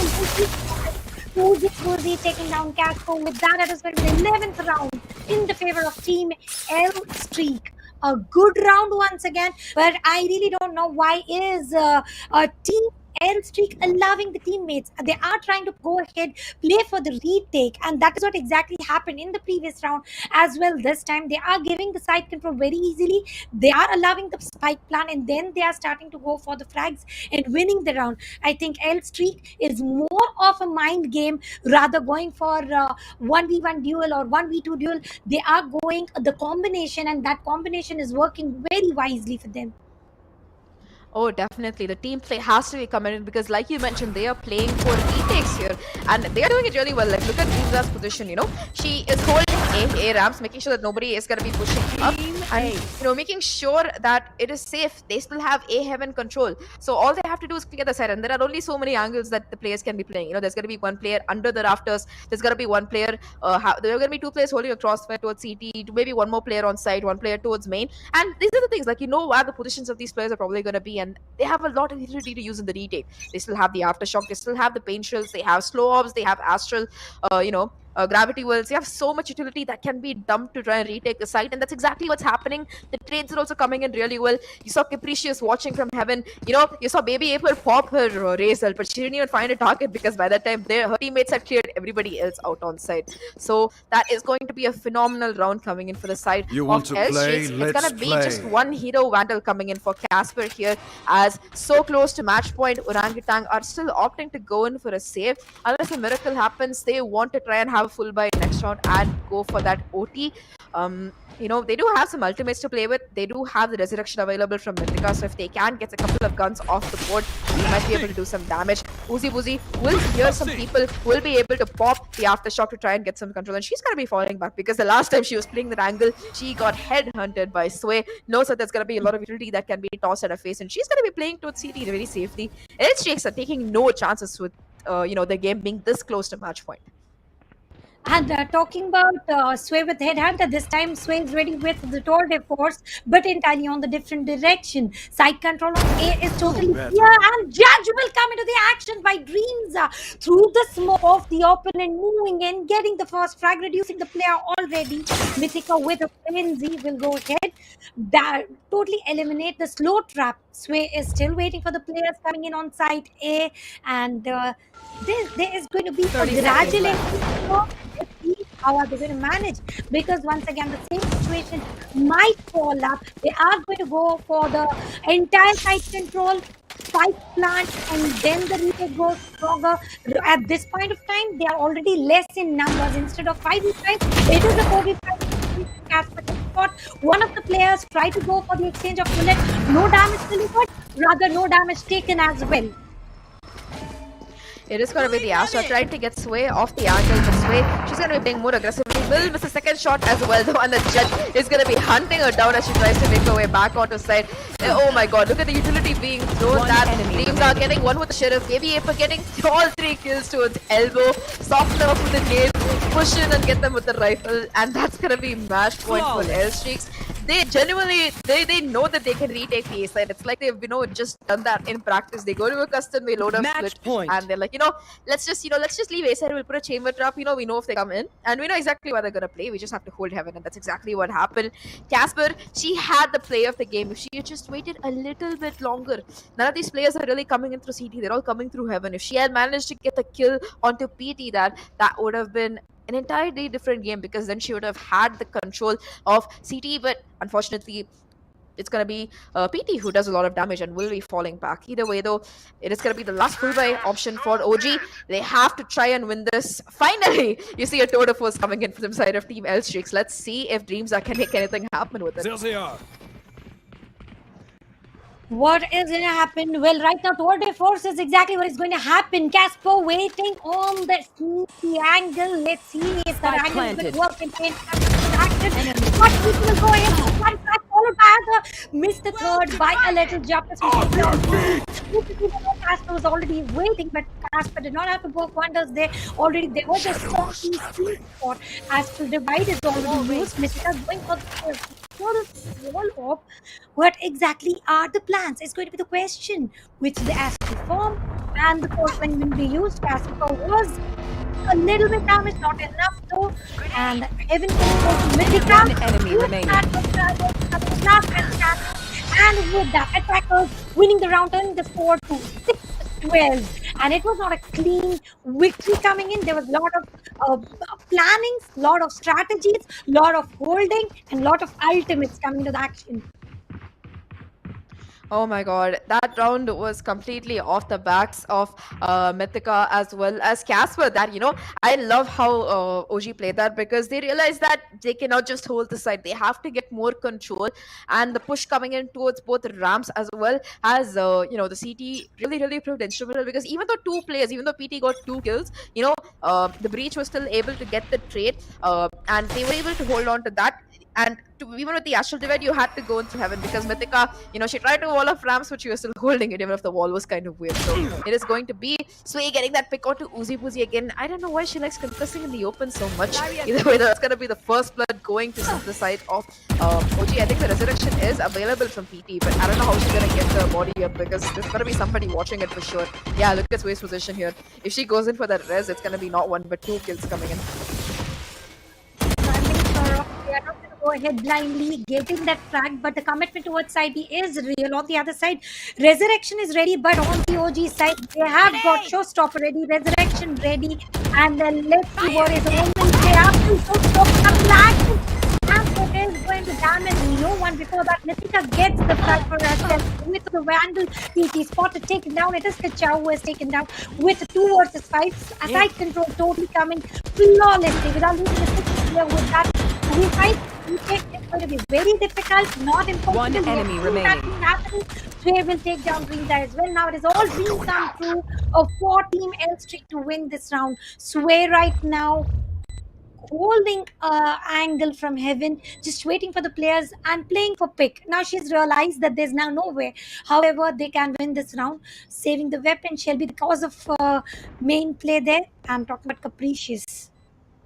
What do you think? Yeah, that's quite. I agree with you. She might try to get a picker too, but it's quite clear that she is going to be trying to save this weapon here. Playing towards mid, seeing if anyone's going to be coming out. Might be able to catch Mythica here, I'm not sure. But no, she's just going to be falling back, because she doesn't want to play this too aggressively. Does Peak might be able to get Sway? No, she's just going to lose a little bit, take a little bit of damage and fall back. Finally, Orangutans, they seem to have found their momentum, but they have to win 5 rounds in a row. And it's going to be really tough. Sure, they do have the money, they do have the weapons, and they have some ultimates as well, because Mythica still has a resurrection. Casper has it from the shadows as well. But nevertheless, the pressure is still there, because unless they win these 5 rounds in a row, it's going to be really rough for them. Looking at the buy for Capricious, they are going to be try to play a thrifty round. They still have the rifle, which Capricious managed to save, but everybody else is gonna be on the sheriff. And Dreams are, I don't know, man. I think Dreams are just really loves playing shotguns because she's either on a judge or a bucky. I don't think I've ever seen her use an actual gun apart from the one time she had the totem force, and that's like an ultimate. That's like an ultimate shot. Dreams are waiting. All the commitment is towards side A, and it is a win round once again for Team L Streak this time. And we have spotted 2 consecutive rounds going to the favor of Team OG, not giving an easy victory, giving hard time towards the victory. Kachao going, placing out every utilities there. Maybe a teleport, maybe a slow paranoia used right on time. Brings down the port to take down Nick. Already going for one more bucky play, will not work again. With that, it is a 2v4 of them. Are they stepping closer towards the victory on the course? Casper will use the ultimate here from the shadows, and the spice will be planted on One side enemy B. remaining. And now it is a 1v2 affair with little to no HP, with 2 teleports ready, sure 2 shrouded steps ready, and a smoke. But is it enough to get the victory? Because both the players are in the 100% of health. Oh, but Casper, she has the timing right here because she is going to be smoking it off. I don't know if they'll expect this. Casper does have the timing. The 26 HP, yes, but will they expect it here? Will be able to catch one. Almost misses it, but it's going to be a 1v1. Fakes the TP, and it's going to be Baby Aper who is saying, Pro's not fake, she's sticking it, she's going to get it. And Team L-Streaks will be walking away with that map pick of Split. Casper, nice try. 26 HP almost gets the clutch, but pros don't fake, baby. And Baby Aper proves that to us with L-Streaks taking the victory. 13-7, or was it 13-8? It was 13-7, sure. For a second, I felt Casper is going to go for the spray and get those frags and immediately win the round. For it was a breathtaking moment, sure. The fake shrouded step did not affect at all. And here we have the winners on the screen. L Streak on the map of Split played wonders. No double duelist setup. Indeed, they had the double Sentinel setup. And I think this is going to be the new meta, maybe. Stage and Chamber. I mean, it's an old meta and it's definitely working in their favor. I don't know, man. I don't know. After that, watching that last round, I'm just super hyped up because that should not have been a win for L-Streaks. That they were on an eco. They had one rifle on Capricious, one bucky on that chamber, Dreamsa, and man, did they make it work. You know, Dreamsa getting a kill, getting Casper down to 26 HP, forcing her to use that from the shadows to go to the opposite side. Capricious as well, getting 2 kills, and it's going to make things so easy there for the side of Team L-Streaks because, you know, that was a thrifty and they still win it. They bring it down to a 2v4. Sway gets one, goes down. It's all in the hands of Casper. And I feel really bad for her because for a second when she was playing at Capricious, I thought that she was going to, you know, whiff and Capricious was going to like 180 her and get that kill. But luckily for Casper, it didn't happen. But pros don't fake. That's what we learned today. Stick the spike and you will be rewarded. And Baby Aper was indeed rewarded there. So looking at the gameplay though, let's take a look at some of the highlights of this game and let's see if our favorite moments are going to be on there.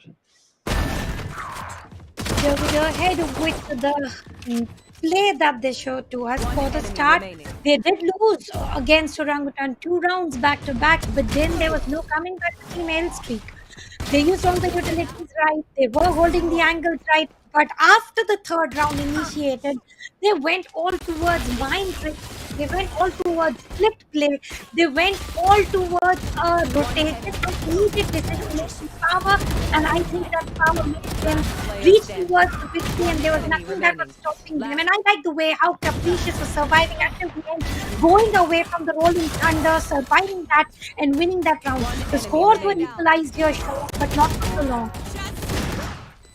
Yeah, definitely. Like, I think it was what? It was a 9-3 half for the side of L-Streaks. You know, they only lost 2. They only lost 3 rounds, and it just seemed so easy for them. And on attack, you know, they did on a defense. Sorry, they did have some trouble. It seemed like Orangutan were getting some momentum, but it just wasn't good enough. I think the star player for them, you know, despite everything else, was gonna be Capricious on that Astra, playing so aggressively on the first half. Once Sway gave her an operator, it was game over. Like, I literally, like, when they were pushing B-side, I saw her running beside the stage, getting trades with the operator of all things. Like, you don't expect an Astra to do that, but nevertheless, Capricious, she was there for her team, and she showed up big time with all those clutches, all those lugs, and all that aggression as well. So, I think that she was probably the star player for the side of L-Streaks on this match. For sure. She was the star player for sure. Capricious, as well as PT, the way she played, and Uh, for a moment, the momentum was broken when the sides were switched. I like the way how one player was always split, not sticking with the team on the attacker side when L3 was playing, and they were able to get those required picks, reducing the defenders, and how that is how they were able to end up the round into their favor. This 2v2, Enemy the remaining. where the spike was under control, breach with no little to no HP, last flash remaining, did not work wonders. Casper going in immediately, getting that perfect attack Enemy on the remaining. a perfect connection on the headshot, and Casper once again with the same angle. Vandal this time getting the pick. Casper did go for 200% play, but ultimately this is a team game. And talking about Dreams Eye, it was all about Bucky and Judge. Whenever Dreams Eye comes into my mind, I think that it's going to be that is what that's ring in my mind, and it is going to be Bucky as well as Judge. Oh yeah, definitely. When we do think of Dreams, we're not going to be thinking about anything but the shotguns here, because even though she is a chamber, she nevertheless did show off with the shotgun on that game. And the last shot with the Bucky, oh my god, such devastating damage being done to the side of OG, taking down one player, almost killing Casper as well. I feel really bad for Casper here, because like you mentioned, she was doing so much work for a team, whether she was on a lurking, whether she was trading. She was trying to TP out, get a kill, TP out, get a kill. She was trying so hard to make it win, but ultimately it just wasn't good enough. And OG, we've seen them have a slow start before, even against the previous game. For a second it was 7-7. It looked like it was Entrare who was taking the advantage, but it you did see OG still win it, and it's a best of three. Things aren't over for them yet. This was the pick of L Streaks. They did have a strategy coming into the map, and they showed that they were able to do it, and it wasn't like a devastating match. 13-7 isn't bad. Like, sure, there is a significant gap, but it shows that OG was still able to try and put some pressure and try and get a lot of rounds. So going into the next map of Haven, I'm really excited to see what they are going to be pulling up and what strategies they have in mind to try and make a comeback here. They need to make sure they switch their play sets. But now talking about Heaven, now the split is going to be even more devastating. Just unlike one player in the mid, two each on side, they have to have a control over the garage as well as control over the three sides. And Ascent has always been a attacker friendly map, and I have totally missed it about who was going to attack first here. But I think the team to go attacking first is already going to create a lead, which we have already witnessed right now. Talking about L Streak, maybe on the attacker side, they were very strong. I was expecting this sort of a play coming in from L Streak on the defender side, but they were Oh yeah. they were the masters of mind tricks, and that is how they were. Not they were unpredictable also at times, holding the garage for more than 1.5 minutes, confusing the team. Confusing was all created for Team OG. They started to make the rotation, and that is exactly showstopper coming into the action, side control coming to the action, spike planting also coming to the action, and with that the round also coming to the action. And what else? It is the scoreboard coming on the screen, who lost for Orangutan with the 7 point and 13 points victory for Team L Streak. Casper being the MVP with 271 ACS and 1.71 KD, total of 19 kills. Not bad, but talking about on the other hand, PT, well, definitely this is what the battle stage looks like. 2.15 of KD ratio and 297 Oof. ACS. That is something else, like PT popping off. We did see her a lot of the rounds, her going towards CT when they were trying to retake. She did a lot of damage. I did not expect her to get the MVP, though. I thought it was going to be Capricious, and it was really close, like 297 versus 287. But nevertheless, it's going to be Capricious, though, who has the bigger KDA, a solid 3 KDA. Like, look at everybody else. Everybody else is like below 2. Only PT has a 2, and Capricious is like, nope, I have a 3. I am superior. And she did prove that throughout the game. Either way, though, it is a solid win coming through for L Streaks. And I'm gonna start a petition. If they do win this series against Orangutan, I want them to change their name to W Streak, because if you're gonna be winning against a team like OG, you shouldn't call yourself L Streaks, man. You need to have some confidence in yourself, and that is gonna be the case. Looking at the plays coming in, Uzi Boozy on that breach as well as Aper on that race. You saw a lot of really good utility use coming in from both of them. I think that Kachao was better with the rifle, but Uzi Boozy and Aper, they were better with the utility, and that is what really, really helped Edgestreak win all of those retakes on defense.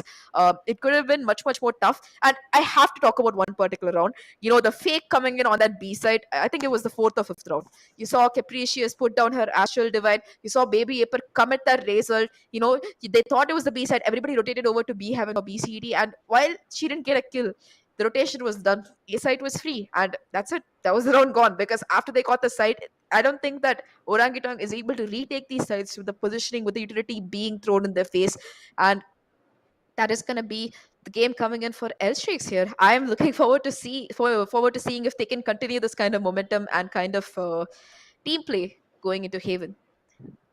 Talking about retake, I do have some words for L Streak. They did give the site to Team Orangutan every single time, and they played on retake and they won the round. So there are different teams, different plays, different players, and different strategies about how they were working. And I think Team L Streak is better on retakes, better on mind games, and aim is working for both the teams. Sure. So I think if Orangutan goes a little slow in on the defender side, they can compete even stronger. The score was sure 7-13 right now. They can go for a close call duel on the map of Haven. And on the what's your prediction coming in? As you mentioned, you are expecting a cipher show, but I don't want to see Japips as an initiator anymore, as a breach anymore. I want to see something else coming in. I mean, I'm not predicting a cipher. I just said I would like to see a cipher, but odds are we are probably going to see a chamber coming in from probably Casper, because Sway does like to play that jet on the map of Haven. We've seen it before. I think Japeeps might be indeed switching out, because she is usually somebody who plays Sova quite a bit. So she might be switching in for her comfort pick of Sova instead. So going back to the Asian comp, so I think that we will definitely be seeing a Sova come in from both these teams, because both Japeeps as well as Uzi Boozy, they are players who are used to playing initiators, and usually see them on either a breach or a Sova. And Sova is just one of those agents who is very critical for the for a map like Haven, because the reveal can give away so much information, and you absolutely need the drone for areas like Garage and A shot, because there's always going to be someone like Dreamza who's going to be waiting there with a judge or a bucky for you. You don't want to be caught in the trap again, so that Sova will be proving very, very useful there. So yep, the second map is going to be Haven, like we mentioned. Elstrix is going to be starting off on defense here, so that should be nice. OG, it's their map pick. It's going to be them on attack, and Haven is an attacker favored map in my opinion. So they should be having a good time here. Yeah, for sure. This is what exactly I was concerned about. Is it as it is attacker friendly map, and Orangutan picking the map and going for the attacker side. I think if they are able to create the buffer on the attacker side, just like this struggled bad on the map of Split, the buffer was way too high. It was 8-4, though achievable, nothing humongous, but still it was very tough to get that, or to even break even closer. So I think on the map of Heaven, they are going to show us different play, different agents, sure, and we are going to witness Sova, because Haven without Sova is going to be incomplete whatsoever. You need to have that sort of an initiator which is going to give you the information of an entire site on the about how you can fake at a point, how you can flank at a point. So I think I would definitely want to see a Sova coming in. I don't know if that is Casper who will play Sova, because we have seen Casper yesterday as a duelist, today as a controller. Sentinel is the remaining part. We can expect today Casper going ahead, playing a Sentinel, one versatile player, trying to go ahead, pick all weapons, picking up all the agents, and it is ultimately victory that matters, not the agents. Oh, definitely. I think the one kind of agent that Casper doesn't play is initiators, because, like you mentioned, she's extremely comfortable on both the duelist as well as the controller, as well as the sentinel. The only agent that I've never seen her play is an initiator. So definitely, like you mentioned, she's a really versatile player. We are going to be seeing her on chamber, is my prediction, but we might see her on the omen as well, because Mythica might not be playing the controller. They might opt to put in Mythica as a sage instead. Considering that they want that extra bit of heal or utility coming in. I'm not sure about what exactly is going to be the team comp coming in, because I've seen the side of OG play Haven before, but they often like to switch it up and give us like heart attacks and surprise. We saw that yesterday, we saw that today with Mythica on the stage. So I think they are trying to create a little bit of excitement. I think one agent that I would like to see, I don't think we will see it, but apart from the Cypher, I would like to see a KO, because it's become like standard to be running Chamber as your Sentinel on this map, because when you're playing on either A long or C side, you will be having a lot of impact. Whether you have a marshal, the tour de force, or an operator, you can TP away quickly, and it's just nicer than a Jet because you can also watch backstab in a way. So I think that odds are we will be seeing a Chamber and a Jet both coming in for both these teams.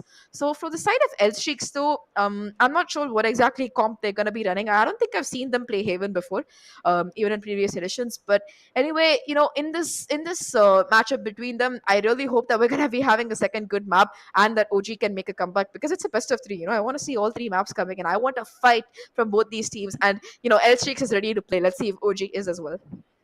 Well, talking about L Streak right now, I think PT was an amazing battle sage, but this time again, I want her to also switch the roles. I want to see being a top fragger, being a sentinel, and now we do see it was a long lost time where always duelists were the number one fraggers, then turned into a initiator thing. But now we are not going to confuse you any furthermore. Players are ready with the agent selection, and let's see what works right. Uzi Buzi once again spotted as a breach, baby APR going as a Astra, Dreams are as a KJ, Capricious as a Astra worked wonders. Imagine as a duelist, what is she going to do? Really going in as a SOA, a good agent, a good initiator play. And on the other hand, we have OG. Why wouldn't you walk us through, Zach? I think that I'm just really surprised to see a breach here on both of these teams because I think of all the initiators, breach is the one that we see least being played on a map like Haven. But both these teams have gone for it, and I think that's because there's a Jet running. It's a little strategy called the flash and dash, and I think both Sway as well as Capricious are ready for that. And man, I'm really really excited to see Capricious on the Jet because we saw how insane she was on the Astra with that operator. I want to see if she can do even better with the Jet coming in. But looking at the lineups though, again, it's going to be Baby Aper who has swapped from that duelist to this is the controller role here. She is going to be going in for that Astra, and Dreamsa has gone from the chamber to the KJ. Now, this might be controversial, but I think that KJ is a little bit better for playing shotguns, especially in areas like the garage. You put in the alarm bot down towards the doors, you wait in a corner like a little predator, and once that goes off, you jump in the face with the shotgun. It's going to leave quite a bit of jump scares if Japeeps doesn't clear it out with her owl drone. Either way, though, I think that both of these lineups are looking pretty exciting. But if I had to pick, I think that OG has a little bit of a better agent comp here for the side of Haven because while Killjoy's lockdown is good for retaking the A and B set, it's still very easily breakable. The SOA shock darts or Hunter's Fury can break it. The aftershock from the breach can break it, and you can just plant a spike for long or something and then run away towards those angles. So either way, though, we are going to be heading into the game right now, and let's hope that OG can win their map pick. They are in attack. They do have a little bit of an advantage, but it's still gonna make it's still them having to play with the mind, pressure of having already lost a map. So let's hope that they can make a comeback here. And that pressure is definitely indicative. OG is going with all four ghosts, unlike previous round where we did spot a lot of changes there. We're immediately rushing in through the sewers. And as we mentioned, we do have the information coming in from the teammate with the recon dart. The Chow is walking through the double doors. Now it is an ultimate split coming in. Side C will not be empty. There is a player. Dreams are waiting there. It is a B for the very first round. Very rarely do we witness a B side entry, but they are committed thoroughly. You want to make sure they go there, but alarm bot has triggered. Now the players are aware about how to do this, as the spike will be planted without loss of players, with let alone loss of players. Not even a single ammo was used until now. Oh my god, that was such a fast plan from Mythica.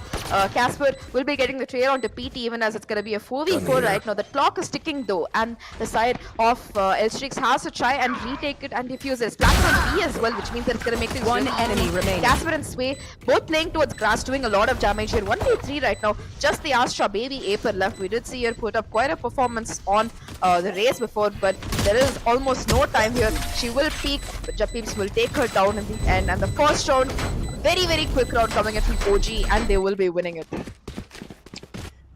And going to the B side, planting the spike without any loss of players, without taking any damage, without using a single bullet on both the ends. And this is exactly what the OG play is. We did miss this on the map of Split, but now they're going to make sure they compensate for the loss that they have struggled on the map of Split. Right now, we are going to spot 4 Spectres with a classic coming in from Mythica here. And talking about the other team, which is L Streak right now, Baby will be used shortly, and he will go ahead, scan side C, and there's nobody waiting for him. But is it going to be site B once again? And if it is, look at site A, totally barren, nobody to take care of. Once again, same utilities used, smoke at both the ends. Site B will come under control, and a quick plant shall be spotted. It is Sway who's planting the spike.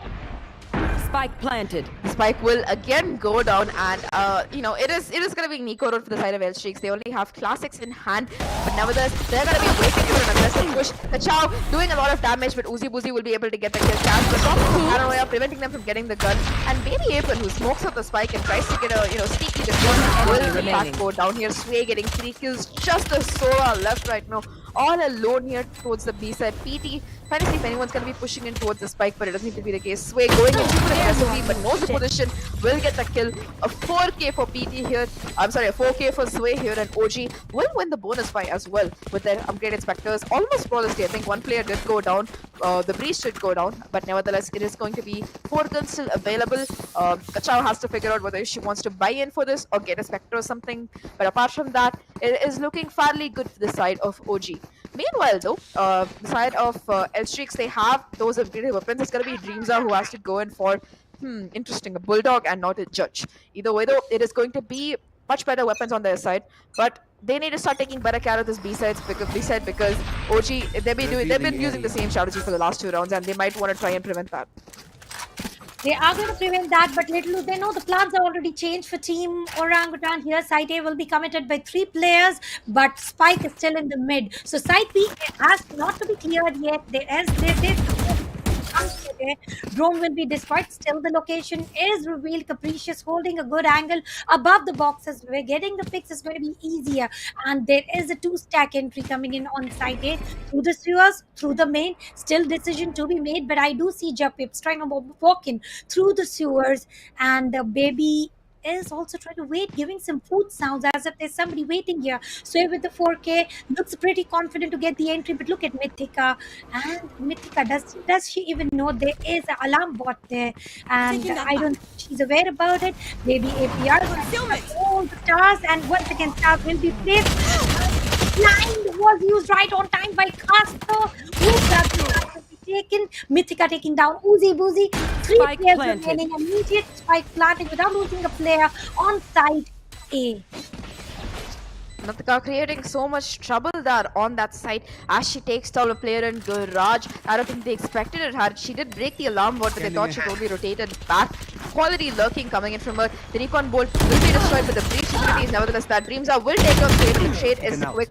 PT getting another kill. 2v3 right now. Mythica is really low here, but Casper, she's still in this corner. She has one enemy yet. remaining. Will be able to take on PT. Tries to TP away, but it won't matter because Chapips will get that kill. That's going to be the 3rd round in a row for OG. Even though the better guns were with Team El Sheikh, the fakes coming in from Mythica, the plays coming in from the decision to go away at the end of all that waiting, it really paid off for them, and it's going to push the side of Team El Sheikhs into an eco here. OG have finally managed to wake up. I think that they got some coffee in their hands, and they are looking to absolutely dominate this half.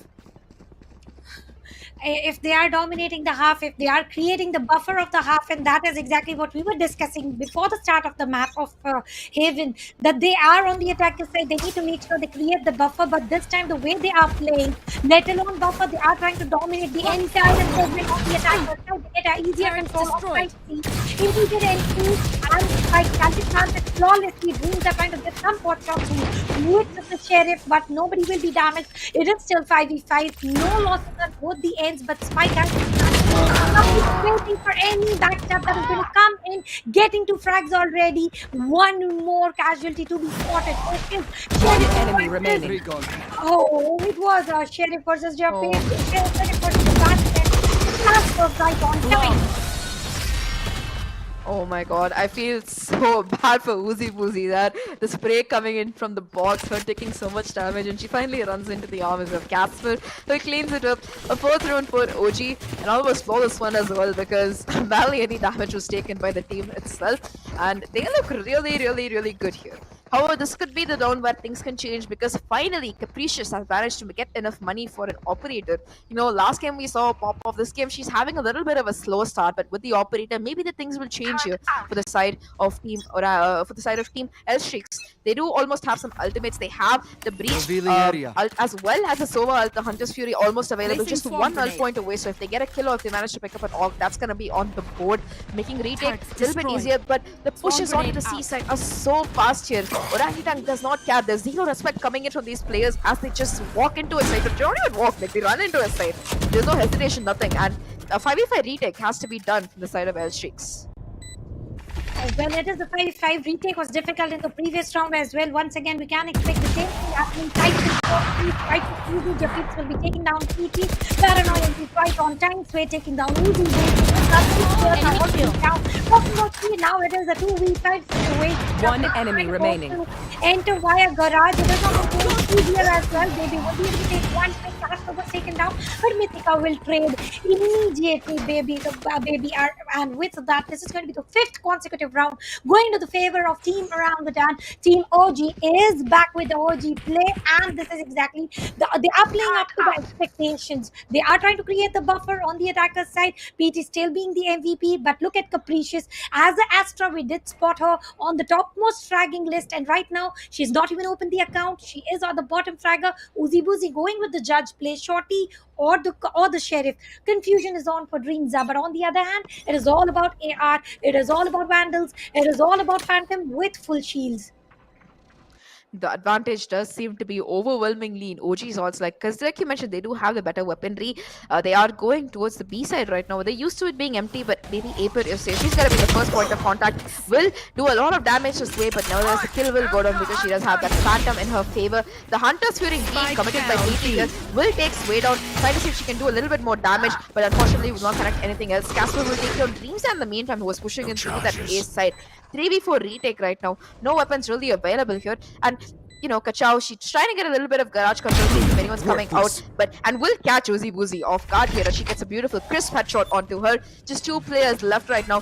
One, the Capricious is trying to smoke the spike down. The Sova reveal throwing locations as well, but she will have to fall away as the spray comes through. Just 2 players left. Capricious has managed to pick up the Phantom, which Sway dropped. I don't really know if she can do anything here because OG, no one is playing on site. They're all just watching from far away. And Casper, she will peek, she will get the kill.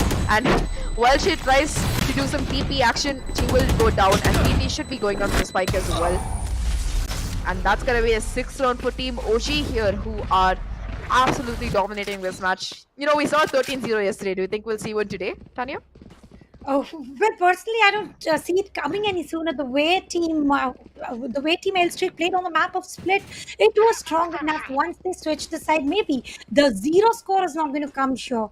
But winning this map of Heaven against Emoji does look a little dicey, does look a little difficult. 6-0 already. Spike control is switched now. Spike was given to Mythica, Mythica giving it to Casper. Once again, the spike is dropped, and this time the Split is good. Go ahead, send the scanner. No information acquired as of now, and ultimately they are going for site C commitment. If I'm not mistaken, on the course, baby APR is going to go use Nebula to avoid any side entry, and Sway getting the garage, but is taken out by APR. Nebula is not abundant. It was Mithila who was immediate trading with that Rolling Thunders also coming into the action of the OG side control. Totally, entirely acquired. But where is Spike? The spike is on its way and will be planted onto the C side with that quick crush coming in off of Kachao's Rolling Thunder, as well as the paranoia from Casper's Omen. The defender Killjoy lockdown has been popped with Mythica. She's still in garage. She will be detained, but I don't know if anyone's going to be bothering to chase her down. PT will get a kill. Casper is detained on site as well. I don't know if they will check this corner because Casper's gonna wake up and oh my god, they didn't even check her as she will get both of those kills. Casper's like, I'll let myself get detained on site. It's okay. And no one checks the default plan spot. So it is going to be the round coming in for OG yet again, looking at a score of 7-0, and it is going to be really, really hard for L Streaks to try and come back from this because they do have one hero rifle in play for the next round, but the rest of them are going to be stuck on pistols. And look at Casper here. Casper doesn't catch. He's like, let me get eaten. It's easy for me. It's so easy for Casper this game. 13-2. That's 6.5 KDA. Wow. And with that, all items are also ready, but this time Spike down. C. now and it's will take down with Randy. The trades are real. 3 versus 4. Side control is not going to be an easier. The players are already on the rotation, and having less in numbers is always a key concern. And keep the rush rate and over the Phantom Spray being One spotted enemy by the remaining. player will be taken down as well. It is a 1v2. Apologize. We come to win this round, and this Well win done. is not going to come through at 8-0 to score. And now are they going for the 12-0? Because on the attacker side, if they don't give a single round, what is Team L3 going to play on the attacker side with no rounds going to the pockets? Capricious literally needs to level up for the team being a duelist. Oh yeah, she is not having a good time here. You know, we saw this round. She tried to get some kills with the Blade Storm, but just got caught off guard and went down. She's thinking about getting an operator again, but decides to go against it because, you know, when the side of OG is pushing so fast, it's really hard for her to be able to use the operator properly. And yeah, it is going to be a push yet again here. Capricious waiting to see if this is sorted by the recon, but she won't be spotted here. The ultimate coming through as well, and oh my god, that looked really scary here. Sway though will be taken down by PT. First kill finally going in the favor of L-Shakes here. The ultimate being committed as well. PT with 2. Jafi is getting the trade with the ultimate Hunter's Fury, and it's going to be a 2v3 right now. Advantage still in the hands of OG, but it's looking much more doable than before for the side of L-Shakes here because it's a 2v3 retake. The spike plant being fake. Trying to see if they can get another pick. It's going to be planted for the CT here as both these players are coming into the garage. A beautiful read from the IGL. Casper will take her down though, and Jafi will get the trade onto Baby Aper. 3 players still left alive. Casper doing miracles for her team, holding down CT by herself. 9-0. Well, where was this team in the map of Split is going to be my question for now. What was this team doing? This is a timeout active for now, and this is a tactical pause. But talking about the previous map of Split, we did not see this sort of a synergy coming in. Either it is a change of map or it is the combination of the agent. So agent, something is working better into the map of Haven that did not work entirely on the map of Split. And I think if this is the way Team OG is going to play, Team L Streak stands no chance to show a comeback, to write a comeback story on the map of Haven. I mean, to be fair, last map was L-Streak's split was chosen by them, so they probably had some strategies in play. But even then, you know, OG put up a good fight. It was 13-7 by the end of it. It wasn't this much of a domination, I would say. Looking at, you know, this map though, OG picked it. They chose the map, they chose their side, and they're proving that they know exactly what they're doing because the utility being committed in the order that it's being committed is so flawless. You know, whether it's the Aftershock, whether it's, you know, the Sova util, the Hunter's Fury, any kind of ultimate, they don't even need ultimates at this point. I haven't seen a Blade Storm coming in. I haven't seen the Tour of Force coming in. They don't even need any of this stuff at this point because they're just getting the site for almost free and being able to plant the spike, and that's why they're succeeding so well. Look at Casper, 17-2. He's only died twice in this game so far in 9 rounds, and that is something else. That is like a 2.0 version of the place they're ready with the Blade Storm. You ask Sway delivers. This is exactly what yesterday happened. Let's see how many tracks does Sway deliver to the treat, because it is going to be the treat to the eyes. Once again, commitment towards side C does look a little doable with only one player waiting for them. And if you talk about the ultimates, they have Hunter's Fury and Astral Divide ready into the hands of the defensive side. This is going to be the first attack coming in from Nikita to the boxes. It was a wall bang show, and the Sway waiting for the opponents to get the entry, to get the flag. The entry is already gone, and Hunter's Fury will also come into the action, and no players are damaged, no picks are being taken. And is it the waste of ultimates, do you think? Oh yeah, it was. It does tag Sway, but she's still gonna be alive. Nobody goes down to it, and PT will be spotted by the Recon as well. The Astral Divide will come through. Recon spotting some flames as well. Capricious finally getting a kill, but the trades are quick, and it's going to be a 3v3 right now. The Astral Divide preventing any kind of spray through it coming in. And look at Capricious's position. They don't know what's being done. They have to peek here, and on the crossfire is deadly. They will go down, and finally the first round for the side of Team S-Shakes. has worked out in their favor of that crossfire and that astral divide. For a second, it looked like Orangutan were going to continue devastating them, but finally, the timeout has worked out. The Astral Divide has worked out. The retake has worked out, and a round goes in their favor. While I'm a little bit sad that we won't be seeing a 13-0, it's nevertheless nice to see a good matchup coming in. And hopefully, even if they end it with a scoreline like 2-10 or 3-9 on attack, we'll see a better performance coming in from. For sure, we are going to expect a better performance. Before the double digits striked in, they had one victory into their favor, at least one round into their favor, at least. And let's see how long can they continue with this form, because literally there's not going to be any deficit here. Once again, Side C is going to be the place where they're putting in for that. There's going to be the tremors that was utilized to use that was the first delay the end. The dash of Sway did not cause any sort of delay. Spike is also immediately planted. Gravity wells are also being used. They are not causing the delay, except for 2 players are already down. One taken down by Casper. Caprice system with only 3 players remaining. No duelist. 1 Sentinel, 1 Initiator, 1 Controller. Will they be able to do it? Will they be able to win the round once again? It is a tight situation. Kachao taking down Baby APR. Dreams are taking down Sway, reducing it to 2v4. But still, the side control, the spike control, clock ticking, I think it is very difficult to win this round. It's definitely really difficult. Look at the plant. It's open to everything. It's open to garage. It's open to long. It's open to that cubby. And that's going to be it. It's going to be Mythica and Kachao cleaning things up there for the team. 110 right now. Orangutan still looking so good here. I think that they almost have this map in the bag. And we are going to be seeing Ascent like we both hope for, Tanya. Looking at the ultimates available, Mythica, she doesn't need the totem pole. She's just going to be getting kills with the rifle. But nevertheless, she does have it. The Rolling Thunder is ready as well for Kachao, and Casper does have the from the shadows. So I don't know if they're going to be going with the C commit again, or if they're going to be going for something else.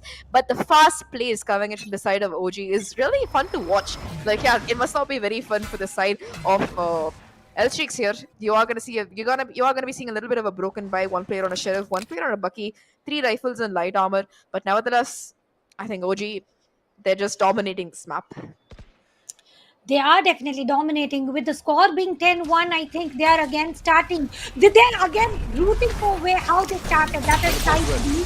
But this time they do have Team L-Stick also have the plans to stop immediate planting on side B. Casper has already made a move, got a side entry. What a sneaky entry through the smokes. Casper shall be able to pick down player here.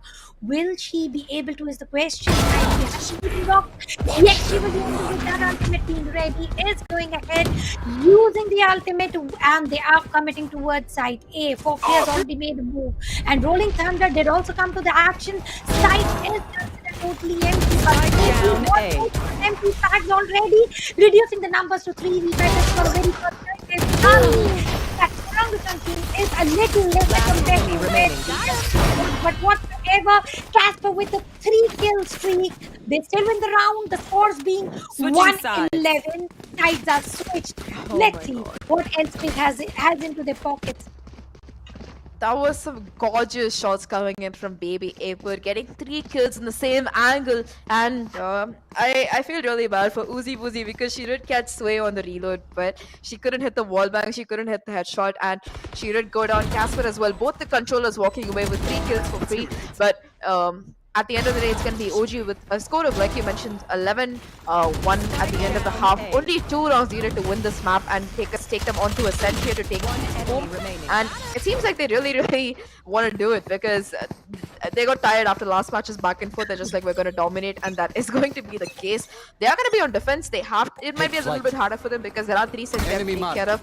Now, so it's gonna be the first round on this attack here for the side of L-Streaks, and they are coming towards the side here. 22-3 is the score of Casper going for 23-4 now. Kachao also joining in the party on side C, but on course the rotation also comes into the action. PT will be able to take them with the classic right click, and the rotation is real. 4 versus 4. Spike control also into the hands of Team L-Streak, and still there is some pot shots coming in from Uzi Woozy to make sure that few of the players still stick to side C. These are the fake plays that L-Streak have been playing on the map of Split, but will it work on the map of map of Haven? That is going to be one of my questions. Sway, literally wait for the call. Oh no. Maybe will take on Sway as well, reducing the numbers to 3. Win-to-win advantage going to the hand of Team L Streak, but side C commitment is there with a clock ticking. And over here, concussion is real, and the location of the opponents is also revealed for now. The crossfire though can Down, Kachao and C. Casper is deadly Last here as they player both get remaining. 1 kill each, bringing it down to a 30 seconds 2v1. left. All in the hands of Dreams are the dreams of her team. In fact, she does have the ghost to work with, but the double peak is perfect from the side of OG, Out and of they will charges. be hitting match point in style. 1 kill for Casper, 3 Match for point. Kachao, and that's gonna be a score of 12-1. They will be having those upgraded weapons and heavy armor as well. You will see, of course, Elstree is going in for a force because they can't afford to eco on this round. You will see a Stinker as well as some Spectres, but it seems like it's almost over here because OG, they're just so good on Haven. For sure, they are amazing. They started out on the attacker side, and look at the score of Casper, 24 for 4 frags only. And Japis, Revealing 11 frags for 2 deaths. That is amazing as well. On an average, 5 frags and above, 5.5 frags towards the KDA ratio. And now when we look at the positioning, and they is also committed, they will be able to get the frag immediately. And little do they know that Uzi is waiting there. But Capricious will go, take down Mythica, reducing the number to 4. It is a 4v4. Uzi would not change the location no matter what. Will go for the they will get 1, but immediately traded out by Kachao. And now it is going to be a situation where Baby will be taken down. PT waiting 1 enemy on the remaining. angle and with that, the round goes for the victory. The map goes for the victory, and the diffuser coming into the action. 31 will be the score. And what's your call here? How disheartened will be the players of Team Orangutan for not winning it 13-0? I mean, 13-1, 13-0, it's all the same. It was so close. It was not close at all. Like, at least last map, it was, it was a good fight coming in from both the teams. But this game, it's just absolute domination. 13-1 coming in. And for them to even win that one round, it took like 3 ultimates. So I think OG will be feeling very, very happy with themselves after this absolutely stunning, dominating performance. It's like all the confidence which they lost in the first map, they went, they got some coffee, they sat down and they were like, look, we can't lose. We have to prove that we're the best team here. And they did proceed to indeed do that in Haven, because that was the statement. That was them saying, we're here to play and we are going to be moving on from from this semi-final. We're going to be the people who are going to be qualifying further, and that is exactly what they seem to be doing here. It looks so easy for them. That's what I feel like, coming in, looking at the plays coming in from them. But nevertheless, the decided map for today is going to be Ascent. They will have to win that as well to take it home. And it's a map that both of these teams have not chosen.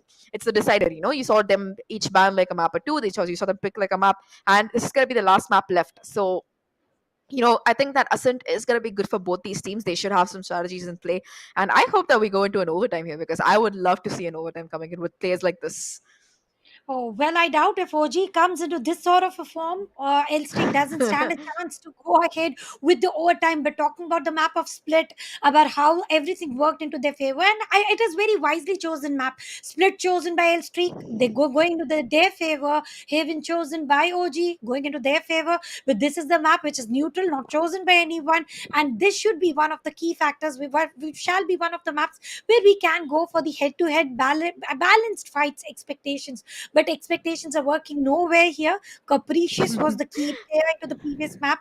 Here we did not witness such sort of dominative play, not even a single round. And in the round that they won, they had to use so much of utilities, so many ultimates that those were used. And I think Hunter's Fury was also spammed with no damage being delivered, yet used to get the round towards victory. And I think this forced victory definitely they was a required booster dose, but did not last long against OG's form. And I think something was working fine. What did they eat or what did they drink before playing? I think it was nothing but the wins with the Red Bull. Sure thing.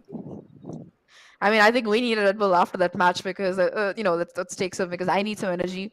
be recharged. But definitely Red Bull doing wonders for them if that's indeed what they're having. I know that Casper likes her Starbucks, maybe that's the thing. But either way, whatever these ladies have been drinking, 31 is what they will be bringing us, and it is going to be them pushing it forward to the map of ascent. And I think it takes a special kind of mental strength to be able to do so, because you win a map, you know that if you lose the second map, you're gonna be out. But nevertheless, they persevere, and they not only win it, they win it in such a convincing fashion. That's the key here, because right now it's going to be a huge mental boost for the side of OG, but it's going to be the opposite for the side of Team Elstrix, because they did win the first map, but they lost the second in such a terrible fashion, and they have to come back from that. They have to reset, they have to try and move into the next map with a clear head and precise strategies, and hopefully they will be able to do so.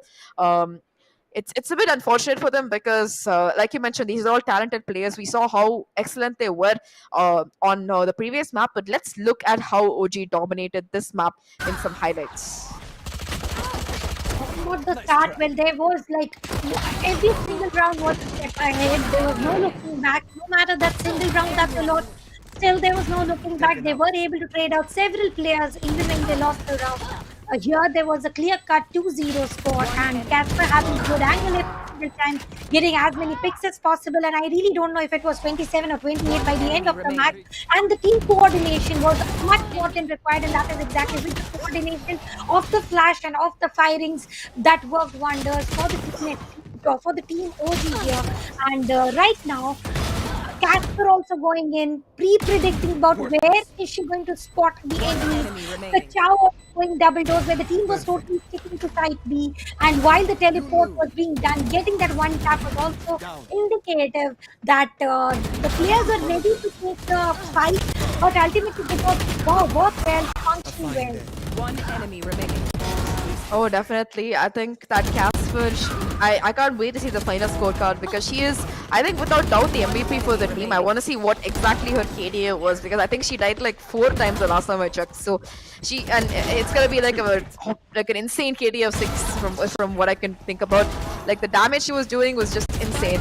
You did see some nice heroic plays coming in, like this 3K, for example, in that last round from Baby April, but it wasn't gonna be good enough, because Casper again with the 3K, again with the damage, even on the pistol round, man. Casper was just so dangerous to play against. She did go down in the end, but nevertheless, it is going to be her getting those 2 instrumental kills before going down. I want to see how many first blood she had as well as possible. Either way, though, Casper definitely the hero for her team, but it wasn't just a solo effort. Everybody as well doing a phenomenal job as we head into the scoreboard for this. It's going to be Casper with a KDA of 7. 26 kills to her name, 7 KDA. I don't know how she does it. I am speechless. 7 KDA is very rare case scenario. Let's not only talk about Casper with 7 KDA. Look at Japeeps also with the KDA of 6. Japeeps, don't go breach. You are a very good initiator here. And talking about PP was the MVP, is the MVP once again. And on the other hand, I think the pick of the map was very wise decision taken. Continuation of Omen coming in from Casper was also very a wise decision, because we did expect that we can expect a little bit of changes into the agents, but she was sticking to the controller, and I think she was able to control the entire map. Maybe attacker friendly, maybe defender unfriendly, but Casper made it possible either ways. Oh yeah, Casper just went insane this game. I think she got pissed after the last game. She was having a lot of bad luck and bad timings. That last round when she couldn't clutch it out, I think she was like, "I'm going to make sure that situation doesn't even come up in the next game." And that's exactly what she proceeded to do. I mean, 7 KD. I don't think we've seen anything like that in this tournament so far, or even in previous editions of the WD Black Cup. This might be season 3, but I don't think we've seen anything like this in any of the seasons so far. Either way, though, like you mentioned, it is a team game, and everybody for the side of Orangutan does have a KD of at least 2. It's also going to be Jappy that who has a KD of 6, very close to Casper. She may have gotten less kills, but she did in fact die less as well. So it's still going to be a really insane number.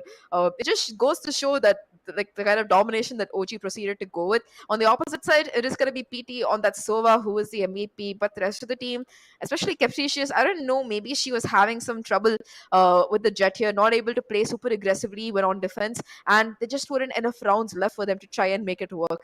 And Uzi Woozy as well, not exactly doing the best on the breach, especially on this map. It's a little bit unfortunate, but nevertheless, it's going to be the third map. It's not over yet. L Streaks does still have a chance to turn this into a W streak.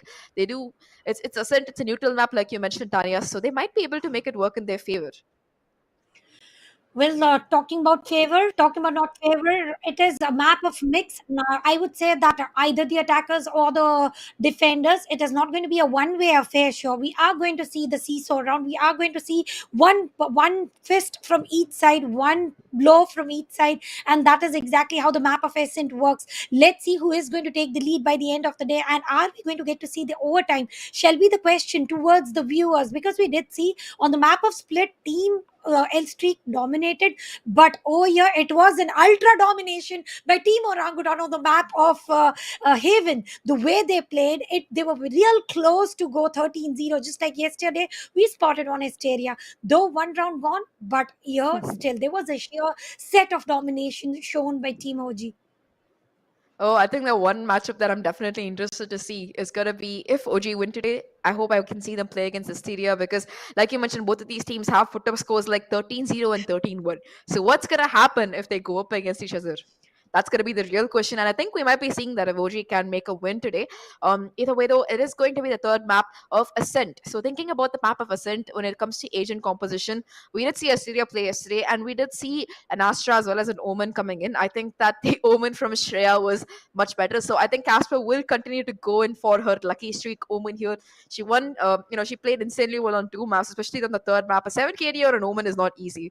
So I think we might in fact see her continuing to go in for that kind of Omen gameplay, and I'm pretty excited to see how she's going to be going in for it.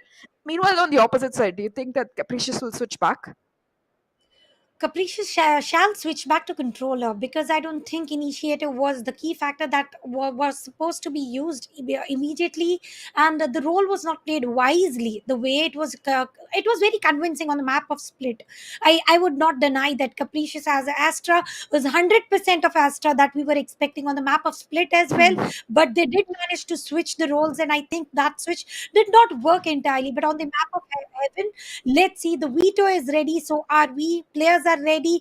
We are pretty excited to see about how and who is going to start. Well, El Streak starts on the defense side once again, and it has been a case of scenario. The defenders are losing the match, and it is a deciders match once again. El Streak starting on the defender's side. What do you think is the case? Is the curse going to continue for the defender's side? I mean, it depends entirely on the kind of agents they're picking and if they can manage to hold on to those sites. Because OG, the main difference between both these teams in the way they attack is L Streaks, they play a very slow, patient game. They create a lot of fakes, they create a lot of confusion, and they play off of that. But Orangutan, it's the opposite. They don't care. They're just going to be W king. And what we saw in Haven was exactly that, W gaming. And, I don't know if they're going to be continuing to do that, but if that is going to be the case, they will have to make sure that if that Orangutan pays for the W gaming. So let's see what kind of agents both of these teams are going to be picking for the map of Ascent here. Going into the agent select tree, looking at the side of OG Casper, like I predicted, it's going to be going in for her usual Omen. We saw her 7 KD last game. Let's see if she can top it this game. Chapeep's going in for the Sova. Kachao going in for the Breach. Mythica switching from the chamber to a KJ, and Sway is going to be on the Jet. Almost the same as last game. They've decided we don't have to fix what isn't broken. Mythica just going for that pick of a KJ instead of a chamber because I think she feels more comfortable on it, and we have seen her play really, really well with KJ on Ascent before. So I think OG, they're feeling very comfortable at this point. It's a good lineup. It's a good bunch of agents for a map like Ascent. I would say that talking about agent Casper going for the three streak of Omen is just about perfect. Talking about Dreamza as a Omen, we have spotted a good play coming in from Dreamza, and sneaky play with the smoke hiding and with the judge. I think that is going to work wonders, because we very well know SM has got such spots where you can just hold on to a position with the judge, and there's nowhere returning from there. It is all that you get a kill point. Talking about Capricious, once again we are seeing the switch of a player, starting as an Astra, continuing as a Soa. Now we are going to spot her as a chamber. So yeah, maybe a controller, Sentinel, initiator, everything is trial and tested, but this is the final deciders map where the winner immediately go ahead. This is the upper bracket semifinals, where the winner is immediately going to rush towards the next stage of the WD Black Cup season 3, and this is Luna Cup for the first time. Game is ready, players are ready. We are going to immediately rush in towards the gameplay about how everything is going to work for the defenders, because defenders have been losing the day. It's been really rough for the defenders today. Both Orangutan as well as El Streaks have not been having a good time on defense. I really hope the streak changes because I want to see a really exciting game. While a 13-1 or a 13-0 was a lot of fun to watch, it's not really nearly as much fun to cast. So hopefully we see a good game coming in from both these teams, especially considering that this is the third decisive match. It's going to be the side of El Streak starting off on defense here.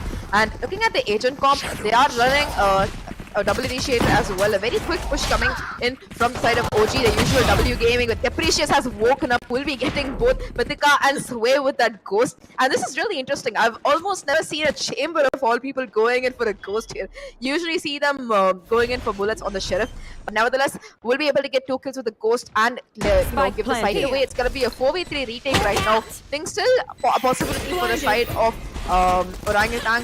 A lot of damage being done. Casper getting 1, Casper getting 2, Casper getting 3, and Japips will get the 4th kill. Casper on that lurk through mid, winning the round for her team.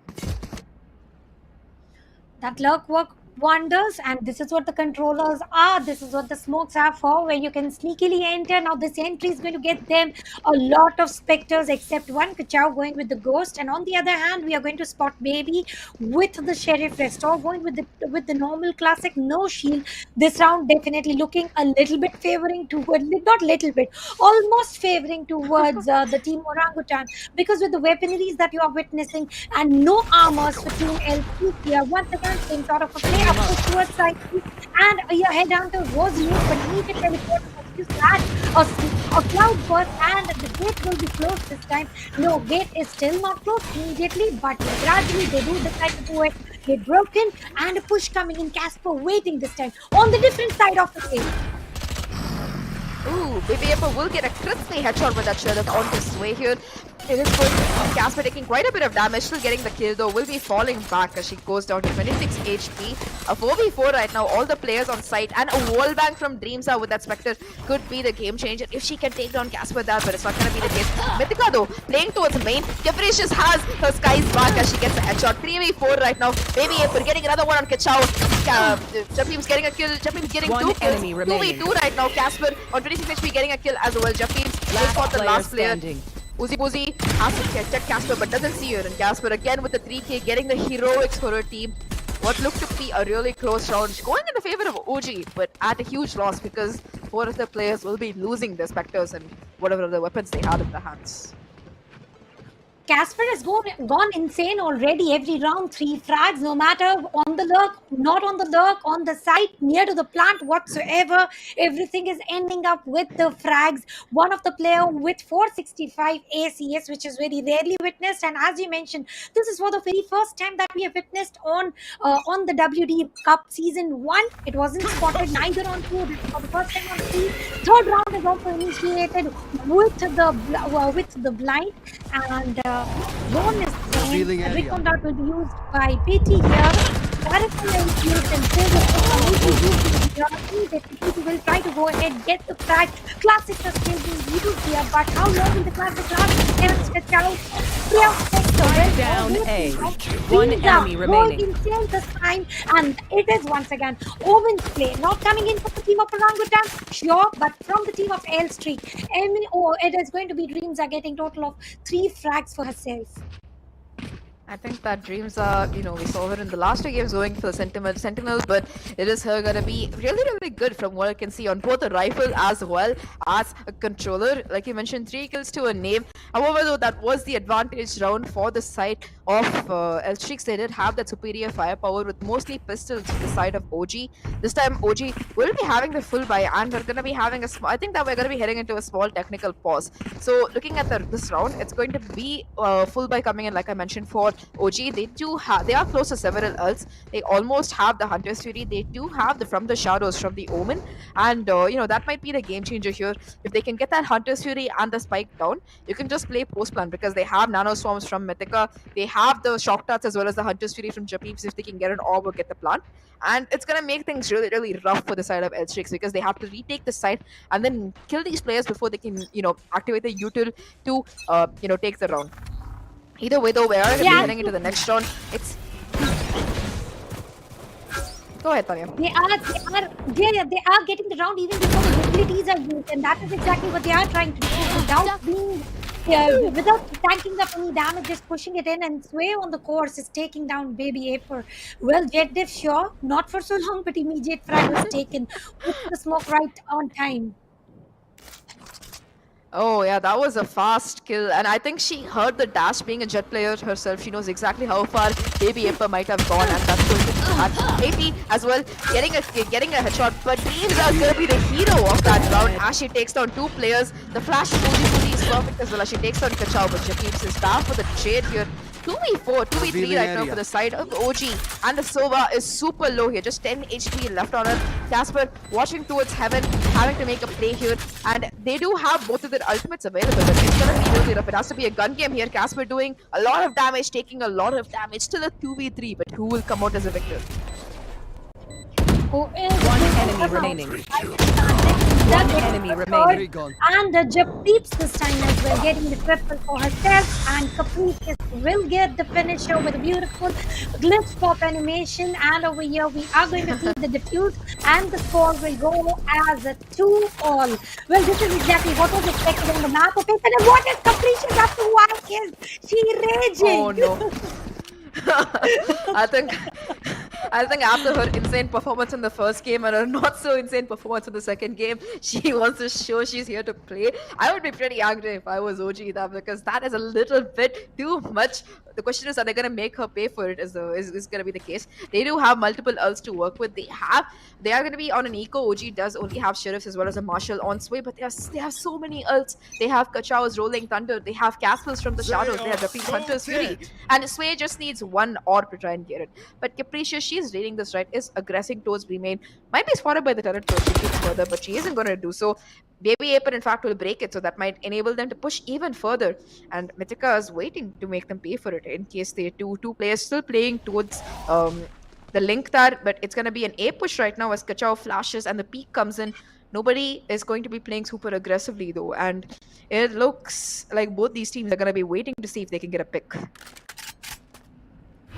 Who is going to pick down whom? 1 minute still on the clock. They have ample time to go for the rotation. They have ample time to go for the flank. They have ample time to go ahead, get the retake. And what I like for Team Elstrix is they are not forcing themselves to go ahead and check out about where the opponents are. Indeed, Mythica is ready with the sheriff, and Recon Dart has been sent. What information are they going to procure with that? Gadget destroyed, Capricious with the destructive toward efforts. It is the time to get one frag. No ammo wasted. Capricious, and it is going to be a risky 30 move. seconds left. Not so long. Immediately teleport you. Dreams are taking down Spike Sway. down Dreams are mid. taking down Japeeps. One enemy And remaining. Capricious is also taking down Casper with the last man standing. This one was a quick round. So, and Kachao will be the last man. How long will Caprice be on the side? Dreams are going with the triple once again now, Jack. Dreams is, Oh my I would god. say, the perfect competition for Casper.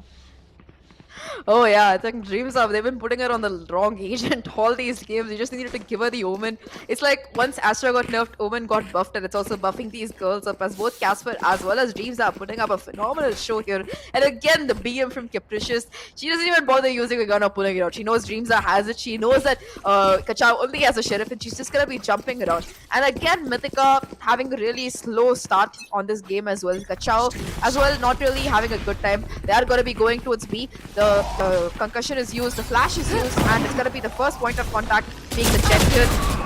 But Mythica will get that kill on the Capricious. Will go down to low HP, but the site is now open. Japit taking on Baby with stock out there. Spike And planted. it is a 3v5 situation. 5 ultimates are ready for the team Orangutan. Spike has been planted right on time. Seekers have been sent. The information is fair enough. They really know about where the 3 opponents are standing, and the 2 standing in from the main. Dreams are once again trying to go ahead. It of course got a heal already, and swamp grenades are used. Clock is ticking. There's no time left. Japit is waiting for the entry here. Will be able to deliver a little bit of damage, but Dreams takes down Japit here, and Casper is just losing the ultimate here for more frags. Maybe Kachao holding the side smartly. Any more frags to come? Recon dot destroyed, and rolling thunder. No Last player scope standing. no scope of defusal, and a lot of losses of weaponry, of players, with Casper being the solo survivor, and this is exactly why From the Shadows was used. You know, of all the things I thought I'd see Casper doing with her ultimate, that was not one of them. But she's like, you know, it's okay. We have the rolling thunder. They can't get the spike anyway. There's no time left. You guys have fun on site. I'm just gonna go save my gun, and she's gonna indeed do that. Beautiful gameplay from Dreams. I think she again got a 3K or at least 2 kills. I'm not. I think she got a 3K. Yes. So it was a 3v5 retake, and it was always gonna be a tough job. But either way, it is gonna be Capricious who has gotten for that purchase of his operator, and Sway is gonna be going in for that blade storm because the eco isn't exactly looking good. And oh my god, Sway starting things off with a bang, getting a headshot on the Capricious who had an operator. That's gonna be a major loss for the side of L Streaks here, as you have to try and hold on and defend here. Defending here is going to be a little difficult because they've already lost one player. Sway ready with the blade storm. Is she going to get any frags here? Dreams are literally waiting. A triple every single time. Is she going to get it once again? You should run. Losing the pace. It's trying to go ahead, and the lockdown was used. Mythica taking down Uzi Boozy. The restlessness coming in from Team L Streak is one of the key factors where they are starting to lose the players. They are shedding the player one by one, just like the leaves fall from the trees in autumn, and that is the last thing any team would want, to lose a single player as opposed to losing an entire round. 2 versus 5 will be the situation, and the spike will be planted. This retake is going to be very, very difficult. Casper literally knows how to One where enemy the remaining. into the smoke and taking down one feet. He will be able to take down Casper with the stock guard coming in. Zoe is also spotted the last man TP, and this time it is no Omen taking the triple. It is the Jet with the triple. And that too off the operator. She managed to steal from her first kill. It's like this is like you know, rearrangement of the first game. You know, we saw Capricious picking up an op from Sway and absolutely wrecking havoc with it. It's going to be the beginning of the opposite because, you know, she dropped an operator. It's going to be Sway who picks it up. Either way, though, after that loss, it's going to be an eco coming in for the side of Team Eltrix here. They do have, I think they do have some ultimates to work with. They have the Blade Storm from Baby Aper, which might be the game changer here because you did see some insane shots coming in from Sway. And yep, they are going to be playing really aggressively. But the Kachao is ready with Raised Flash, and that's going to save them from really going down. Baby Aper doing a little bit of damage to Sway here, but nevertheless will miss a lot of her blades, and Sway will be able to get that kill onto Uzi. Casper getting the second one, Sway getting the third, and things look very, very bleak on the side of the remaining Team Elstrix here. Oh my god. Sway got a little hyper this particular round. I literally felt so. The way she pushed in, the way she dashed in, the way she used the updraft and got some frags on the heaven, and now she's on the hunt for the last player. Where is the last player? For sure, this is the time that you save as much as possible. As you very well know, going for the ace here is going to be next to impossible. With not only ace, you also have to go ahead, diffuse the spike with every. And the recon that scared Capricious, which was a one-tap coming in and did get a kill, but ultimately there was a finisher from Japit here with the operator. 5-3, the lead is coming in. Instead of 1-1 blow, this time it is a 2-point of lead. And look at the replay, how nicely the utilities and the finishers were used.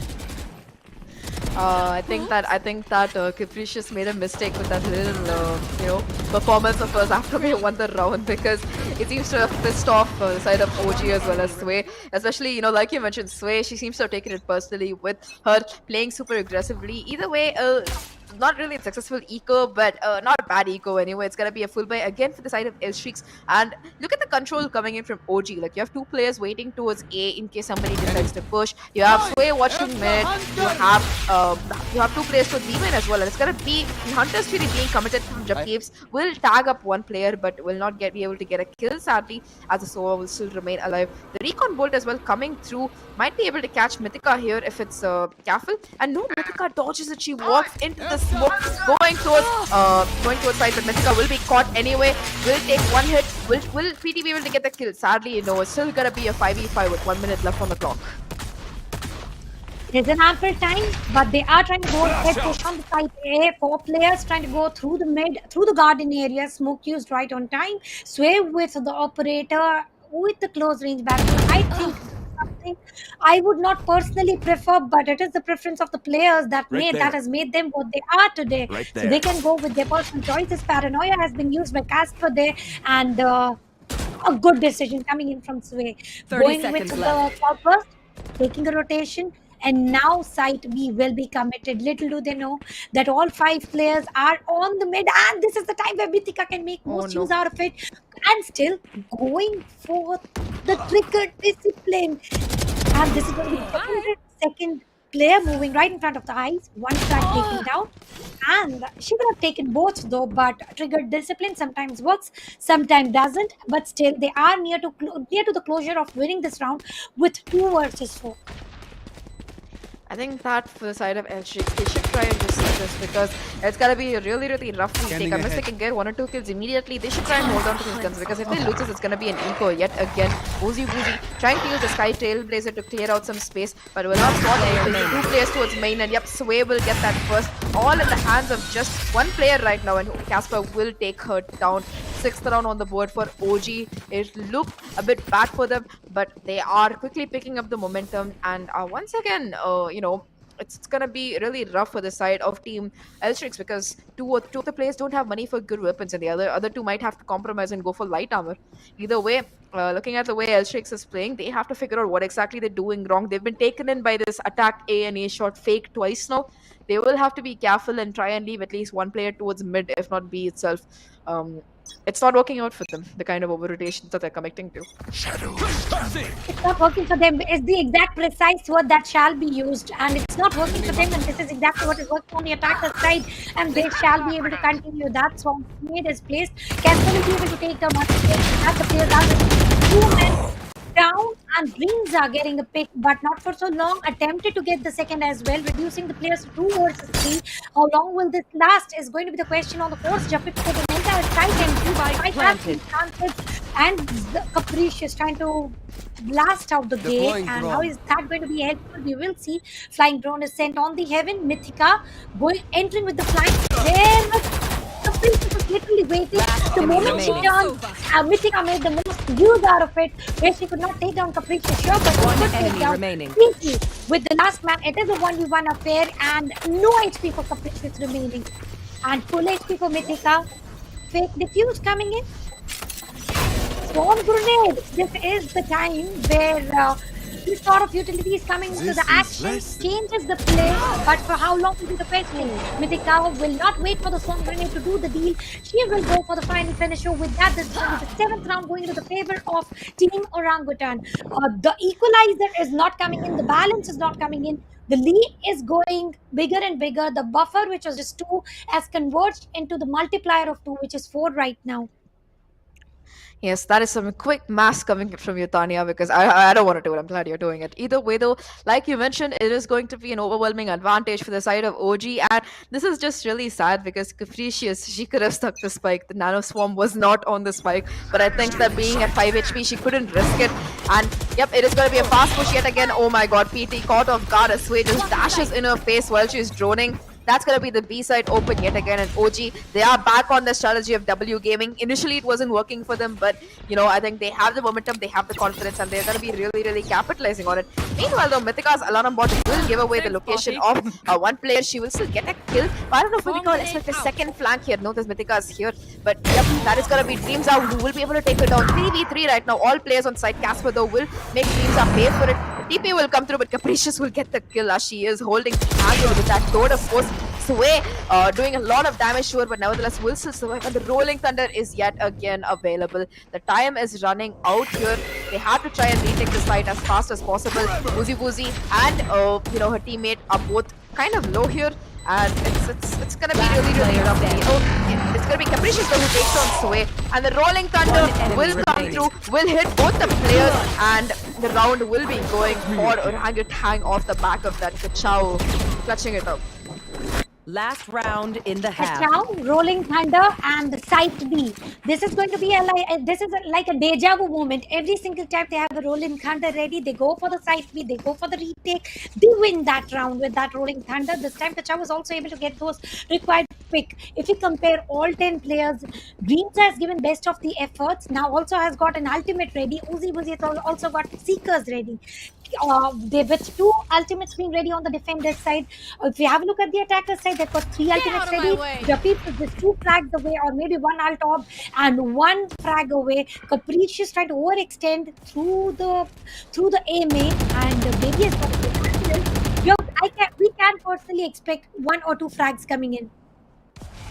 I mean, if they don't check it, it's definitely going to be her popping off. But they do have a Sova, and Japip seems to be a very careful person. If she manages to rotate over, she is towards mid. After all, she does have the spike even. So if they will be able to, clean up and check it with the recon as well as the drone, it'll be nice. Sway as well will be spotted towards that link, sealing that as she will break the drone with the operator and not be tagged either. Uzi using her flash for a little bit of information. I think it will go off and tell her that at least 1 or 2 players are here. And Japeeps is here. She does have that Sova utility. She has her recon back as well. And more than that, Mythica, she is ready with the attacker Killjoy ult here.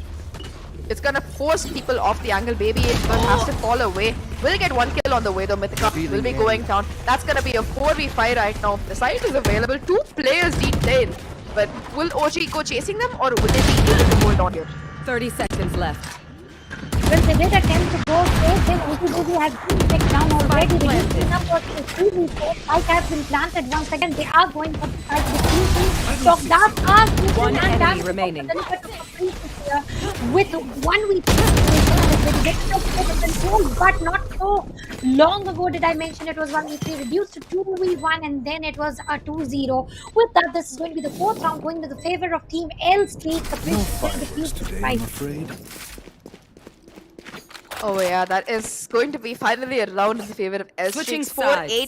It's not good for them, but it's still possible because they are going to be on attack right now. Like we mentioned before, every single time somebody is on defense, they're not having a good time. So if they can, pull in the same kind of aggressive play, which OG managed to do it successfully, it might be nice for them. You do have Baby Apen on the jet. She's not doing a bad job. If she can capitalize on the double flashes on the flashes available from the Sky, as well as the paranoia from the Omen, and get that entry, it might make things a bit easier though. Either way, we saw Skyesports shine the last game. We saw Japeep's we were seeing Japeep shine this game, and really Sova is one of the agents that can perform really well on Ascent. It's good to see that she's having a good game here. Either way though, we are going to be switching sides, and let's see if Elstreaks can make a comeback here by winning this pistol first thing. Let's see if there's going to be any comeback story to be written, or there's going to be an entire shutdown. Right now, a switch of role with that player getting restless, trying to overexpose, and this overexposure gives an advantage to Baby, getting the first flag into the favor, already reducing the member. With that, a push coming in, blind sent by Uzi, and so is the concussion. With that, Baby APR is spotted now through the vines. Nobody expects usually, but there are certain unexpected things coming in. PT was also not expected because the flash was given for the A side, and recon dot is sent. The gates will be closed. Spike control is entirely into the hands of Team SP, and also the numbers advantage is also going to play a massive role. Let's see how far can they move here. 3-1 will be the situation, and every utility has been used already. Stealing sight. I mean, yep, it is definitely going to be a rough retake for OG because the spike is down. 2 players playing a crossfire near heaven. and one more towards main, watching the side of people pushing out. It's gonna be Mythica who spots the first play. One She's enemy here, remaining. and BAT though will peek out and get that kill. Just Japeep's left right now will get one kill, but will take quite a bit of damage from the Omen. A crossfire now right now between both these players. Japeep's trying to see if she can make her way to one of the picks, but they aren't taking it. And the TP away as well. Japeep has to try and defuse the spike here. It's planted in the open. Just a couple of jump peaks coming through, and Dreamstar will get the wall bang kill. 5th round on the board for L-Streaks. They win the pistol, and they look like they want to make a comeback. Oh, well, talking about comeback, we did see that the map is working a little attacker friendly, at least for the day it has been that way. No matter whatever map it is, the day has been attacker friendly, and right now they do have the right rounds as well. The difference was 8-4, from where they can make sure to reach to reduce at least the buffer that was created by Team OG. But how long will it last? That is going to be the question. Once again, all classics spotted on the hands of Team OG, no shields whatsoever. And talking about Team L streak here, they have got all specters, all shields, and look at the split on the attacker's side. One player still holding the spawn, two players through the mid, one player already trying to make a move towards B side, and Dreams are ready with the Sheriff for the long range, Inspector for the close range, Capricious. I was possibly reload. What not supposed to be done? The spray was supposed to continue. 3 versus 3, no side control, no spike planted, one Gone. Oh my god. Oh, that's gonna be a 3v2 right now. The spike is still in the control of L-Streak here, but they are at a disadvantage. OG has managed to pick up some specters as well. They do get the spike down on the A side, but there are still 3 players available to try and get this retake. All of them have managed to pick up specters as well, so there is gonna be no weapon advantage. However, Mythica and Sway are both really low. So if Japeeps can, send them first and get those trades, it's gonna be OG taking this round. But either way, OG, they are feeling very happy with themselves because that's 3 guns dropped already, and they can probably get most of these down as well.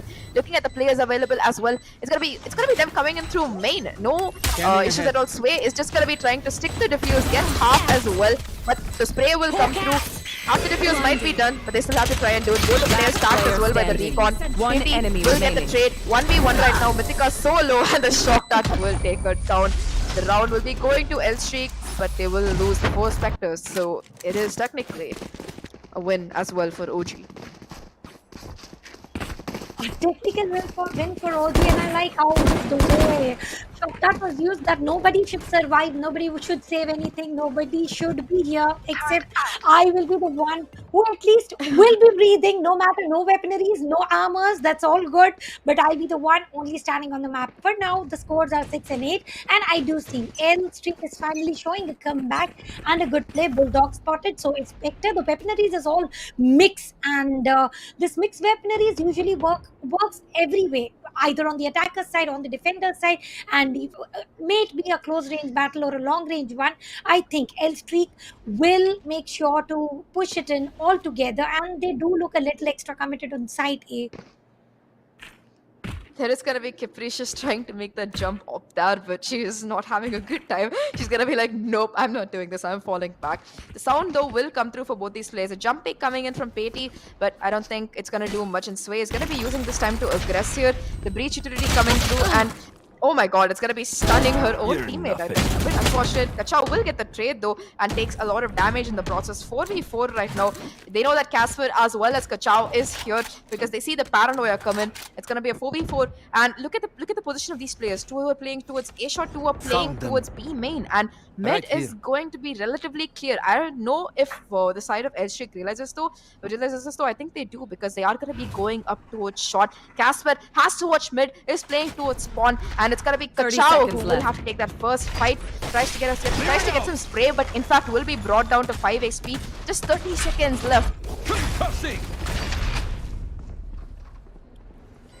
With 18 seconds, spike to be planted, it is a long way to go, and Ginza wants to make sure there's no breach hiding there with the 10 flash. seconds left. And with 10 seconds remaining, Baby will be able to take 1 frag, and it is a good position to get 1 more frag on the way. Will be able to get 1. Will she go for the second as well? Japeeps will deny that, but on the court, spike has been planted. It is still 3v2. Members advantage going into the favor of Team L Streak here. Will we witness 7-8 here? Casper Will she allow though? Shall be the question. We've seen her taking triple every single time, and One this on enemy that has also remaining. revealed a lot of information alongside the flash being used. And it is Casper with the triple, winning this round to 6-9 at the moment. That looks so good for Elstreak then with the advantage of a player and stuff. But Casper, she is so patient and she makes Elstreak pay for the mistakes. First, the mistake coming in from the Jet, Baby Aper, letting her shoulder be visible from short as she tries to look towards heaven and main. And secondly, Uzi Boozy not being able to commit anything to help her team. That Uzi Boozy is not really having a good game and is having a lot of trouble helping her team out with both utility as well as just firepower.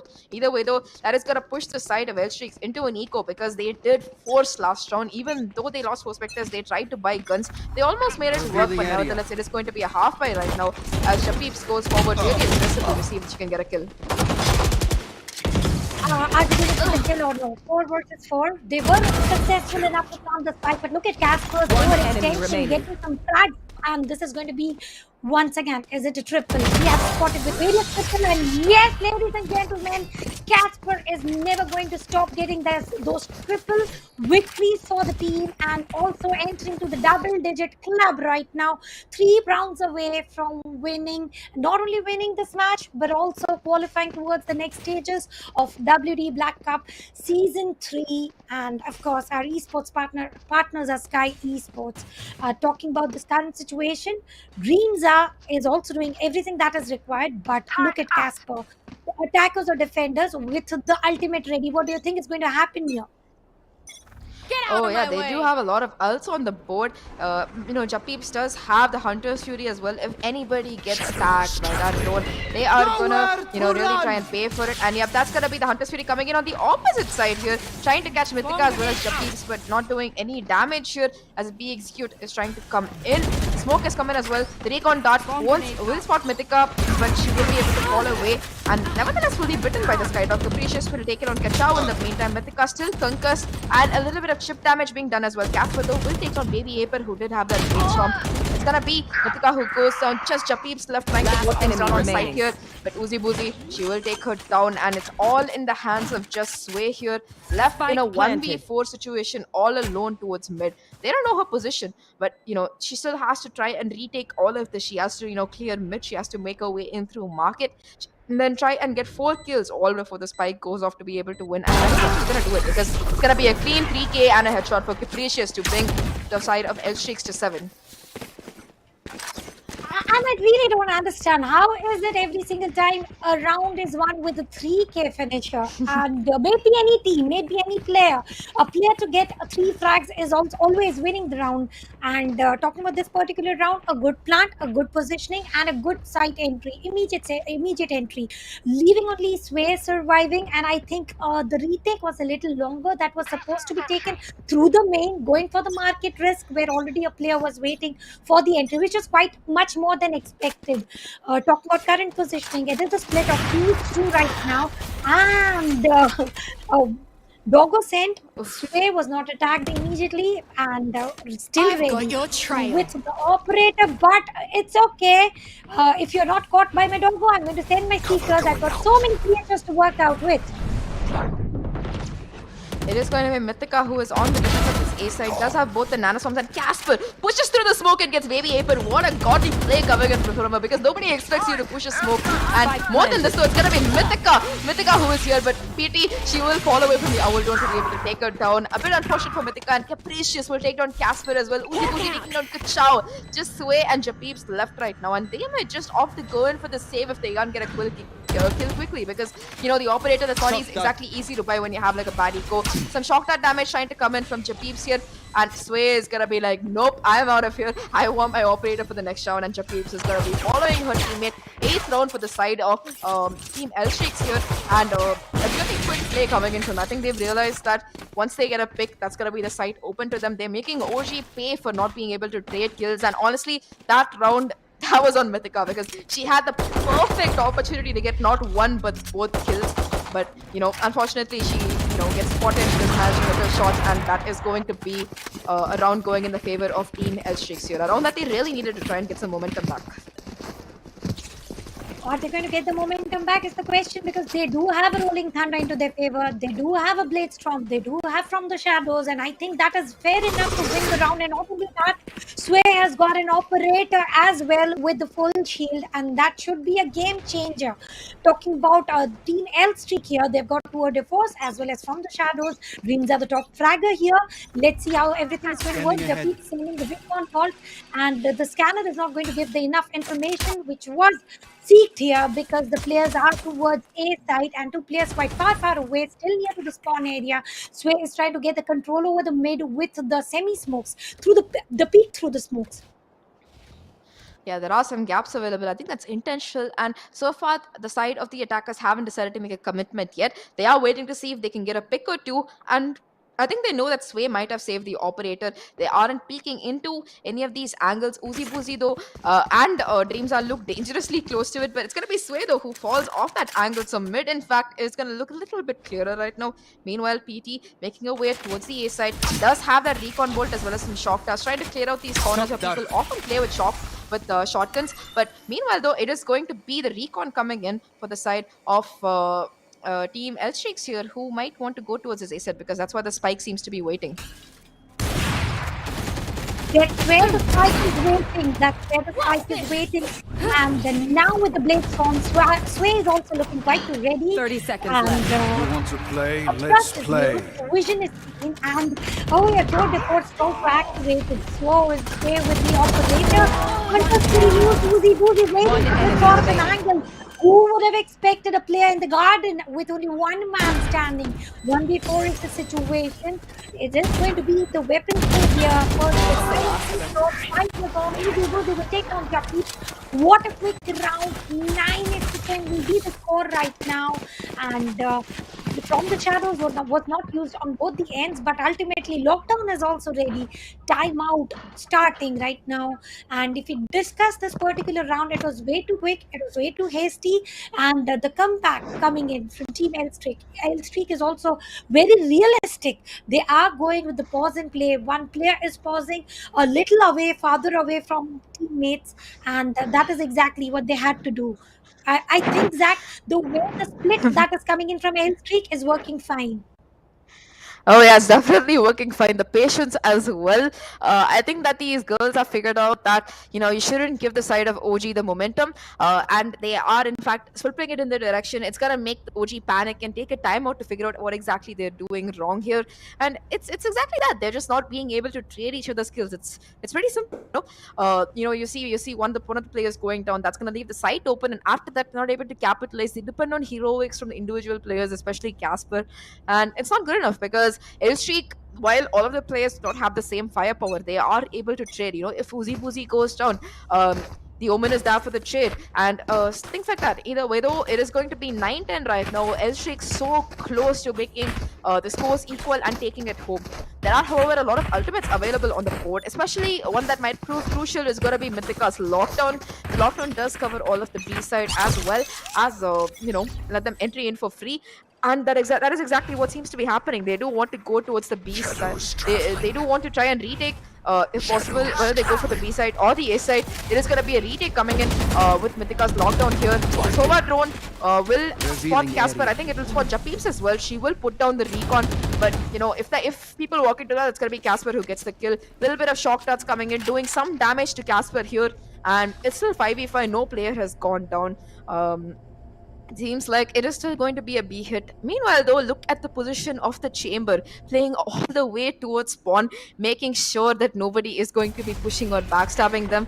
And they've just cut noise, seeing if OG is going to be rotating right now. I like the way how OG is planning and strategizing how to waste the time. And look at the split. They're not leaving any site empty, not even mid. They are covering all the sites. So they are going to make sure that the double-digit club is going to be retained by themselves with 40 seconds still into the hands of Team L Streak. They are going for the slow push and with the Guardian. Sway will be able to take 30 down seconds left. a sneaky position, sure. But if I'm not mistaken, for the day, Guardian is spotted for the very first time.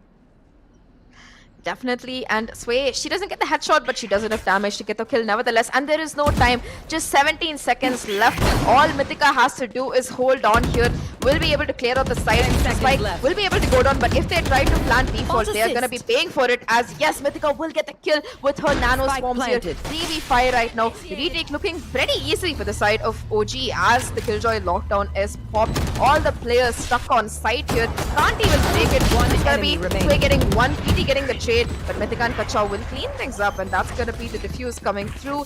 OG indeed retaining their the membership of the double-digit club and taking themselves to 11, so close to finishing up this map. Just 2 steps away, but is it going to be any easier coming in from Team L Street? That is going to be the question for sure.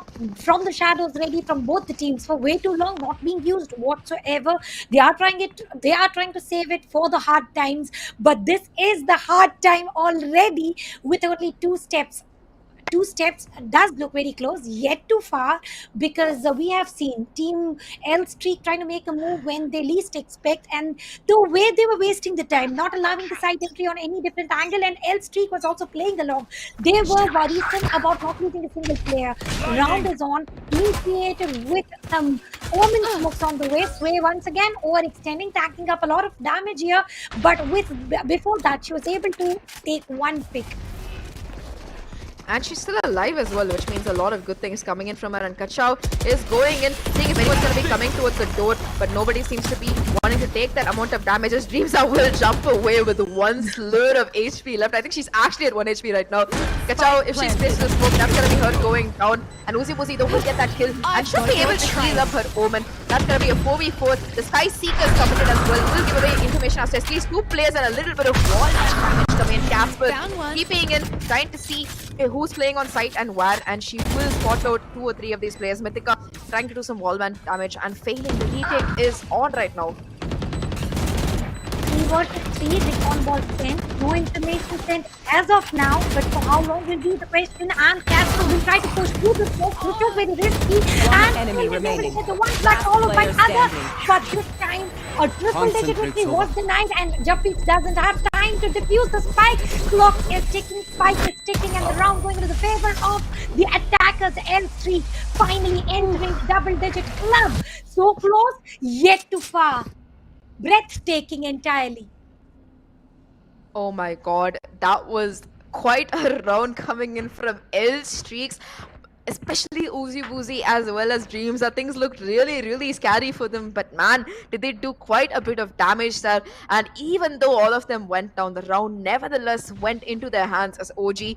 They are in a bad situation because they're not going to have enough money. They are going to be going in for a force here. 3 players on light armor, and Casper only with a sheriff to her name. It's gonna make things really rough. Sway, she can buy a rifle. She will have enough money for a blade storm and armor next round, so she's fine. She's gonna be going for the full armor, and she will have to make the hero plays for her team. Last time, I think the mistake that OG did, like you mentioned, Tanya, they did overextend a lot. They did get mid and they did get a kill, but nevertheless, the A site was significantly weaker, and Mythica just could not hold on to it well enough. The flash coming through will spot Uzi Boozy, and a beautiful tap from Sway is gonna take her down. Just 1 minute and 7 seconds left on the clock right now. And Sway will be playing towards this angle here. Tries to break the door. They will hear the reload, and it's gonna be an attempted push probably from the side of short. Even players get to put in through the smoke. I really don't understand how the things are functioning here. The players are playing through the smoke. Usually we do tend to avoid this sort of battle, but this is the pressure building up, and this is the force that is towards the victory that is dragging them to pick fight. However, wherever that they can pick the frag. Casper on the heaven tanked up a lot of damage, delivered a little bit of damage. 30 seconds and left. Let's see, with the smoke once again used, and only 30 seconds and on the clock, are they going to go ahead, commit to side A, because rotation stands no more chance here. Flash sent, spike shall be planted here, and the spike attempt is denied because the aftertalk is used right on. Spike And planted. will take on planting the spike, reducing the numbers to 2 though. It is a 2v3 situation, and all 5 players are on 100% of HP. I think the Sova is on 5 HP. It looks like the HP bar is full because she is so low. Japeeps is gonna die to like a breath of wind here if she takes any kind of damage. But it's gonna be both players under heaven, holding a crossfire. Japeeps is going down, giving away the location. Mythica going down as well. It's all down to Casper. And no, she's not gonna do anything as Capricious will get the headshot. 11-11, so close here. What a game coming in from both these teams. And I think the wish that you were saying, you wanted to see an overtime, and the girls have heard it already. They want to go for that sort of an That overtime. works. And this is map of Ascent. Anything can happen. 11-11, 2 steps away for both the teams to get the victory. Who wins that 2 consecutive round? Because for this particular round, Team OG is going for the save. And with all the weaponaries that Team L Streak has, I think they are a step closer already Shadows traveling. towards the match point. I think that the side of OG has decided they want to play for OT because it is going to be an eco apart from Swade's playstorm here. However, if the solo pushes coming in aren't good, it's going to make a lot of issues coming in. And yep, Sway will get that first pick onto Baby April. Precise headshot coming in from that bladestorm. But Capricious will take her down as she gets a little bit too greedy. 4v4 again, Kachao will be spotted and will be falling back. But the Hatyasuri will be committed trying to do some damage here. But I don't think he will spot anybody or tag anybody. But Capricious still waiting on the angle. Will take down Kachao where she goes jumping around trying to avoid the Hunter's Fury. 3v4 right now. Casper taking a lot of damage and will get one somehow, but Dreamza will get the trade. 2v3 right now. The chamber is low. Capricious is low, but they have Uzi Boozy ready to top her off. All she has to do is stay alive. Both the players still going towards B to try and pick up that rifle here, but the A side is open, and that should be that, as it looks like L Streaks are going to be taking match point for free. Let's see. Then nothing comes for free, Zach. Everything is at cost, and it is Uzi Boozy using the sky, 30 using seconds the left. reviving the free player to 100% HP. That is exactly how everything is working. But right now, the frag has been taken. The advantage of members is used. It is a 2v2, very close call, head to head, neck to neck. How is everything going to work? Is going to be a very close question. And the side entry for Mythica is already near. She has realized this. Last They are player heaven. standing. Diffuse is taking as well. Last player One standing. enemy remaining. It's going to be one versus one duel. Caprice is taking the time, and all the lead that was on by OG is all long gone Match on the point. attacker's side. Match point going I into can the buy favor for of you, Team my treat. L Streak. Oh wow, that looked really scary because Dreamza went down. Sure, she did a lot of damage to poor Japeeps yet again. I swear, every time I see Japeep, she's at something like 5 HP or 6 HP. It's a bit unfortunate, but nevertheless, it is going to be a 2v2 and Capricious with those impeccable trades coming in. Poor Mythica couldn't do much as Capricious on 25-13, dominating this game. Both Casper and Capricious doing their best to make sure their team win. And this time, it's finally gonna be the ultimate pop by Capricious here. Does have the tour de force to work with, but nobody wants to be peeking. Baby Apple as well. I think everybody just wants to use their ultimates because it's the last round. Either you win or you go into OT and everything gets reset. Meanwhile, though, Kachao, she does have it ready, but Sway will get that first kill yet again onto Baby Apple. This entire game has been a complete objective by Sway, and it is going to give OG the advantage in this round. Yeah, I would also give a second there that yeah, it has been an entire jet def, and Sway has been the one to overextend, maybe on the attacker side, maybe on the defender side. Right now, it is a full buy for all, except Here. Capricious has got an extra weaponry tour de force. One player already lost. Spike control is still into the hands of Team L Streak. Are they committing towards side B, where 2 players are already waiting, and on side A they have 2 players already waiting, except for the garden area. One player with the smoke, and that player is none other than Casper, with from the shadows ready, with the smokes ready, and the smoke is already refueled. And yep, she is gonna be popping 30 from the seconds shadows to try and get a little bit of information towards the A main, but nobody seems to be coming there. Everybody is going B through mid, and it's gonna be Mythica and Japeeps who have to hold the fort here. The recon will be spotting Mythica. I think it will spot Japeeps as well. Both players running towards backside. All they have to do is prevent the spike from being planted because there is only 30 seconds left on the clock. But Uzi Boozy and PT popping off here, getting so many kills, and I think this looks like it's gonna be over for OG unless they pull off a miracle, because it's going to be a 2v3 right now. Both players spotted towards CTs. Their locations known. The Omen will be popping the ult. Everybody popping ults one after the other. And yep, it's gonna be PT though who is playing this really close angle here. Will know Kachao's position. Both the players' position known yet again with the help of Uzi Boozy's Seekers. And it looks like it's over for OG here as the blind will be working and Dreams will get a headshot on the Sway. Just one player left. Kachao holding her dreams, hopes and dreams together, and they all go down as L Streak create a massive upset, 13-11, and will be moving on in this tournament. The semifinals one isn't no overtime, sure, but this was a such a close match. The match was so close by the skin of the teeth and literally snatched one, given all efforts by Team Streak, where the buffer was in lead coming into the team of Orangutan, and we in no time switching the side, going into the attacker side. And I personally feel, if at all on the defender side, Sway would have not overextended every single time. The scene could have been a little different, but she was also able to pick the frags through the mid. I think that definitely honestly I just feel really bad for OG because more than Sway overextending, the major mistake was that once they lost a player on the site, they were just not able to retake the sites at all. But let's see how both these teams played and how Airstreaks got the victory, because we have the highlights of this match absolutely ready for you. Well, here we go Play, ahead with the let's OG. play. Not winning the best of three, but winning the heart for sure. Particularly the player Casper getting a lot of triples in entire map of Ascent. And if you have a look at Sway right now, the Guardian frag was amazing. 10 seconds Not left. only one, but the Guardian, she was able to pull a double here. And Mythica was standing on the heaven for way too long, and all the utilities being spammed here, there, and this particular play coming in through the Player smoke. They standing. were ready to battle anyway because they wanted to make sure to get a control back, to get the lead back. Sway getting that dash and the frag, and once again the smoke battle begins. I think that it was just really, really unfortunate plays coming in from the side of OG here. A lot of very basic mistakes being played and trades not being made well enough.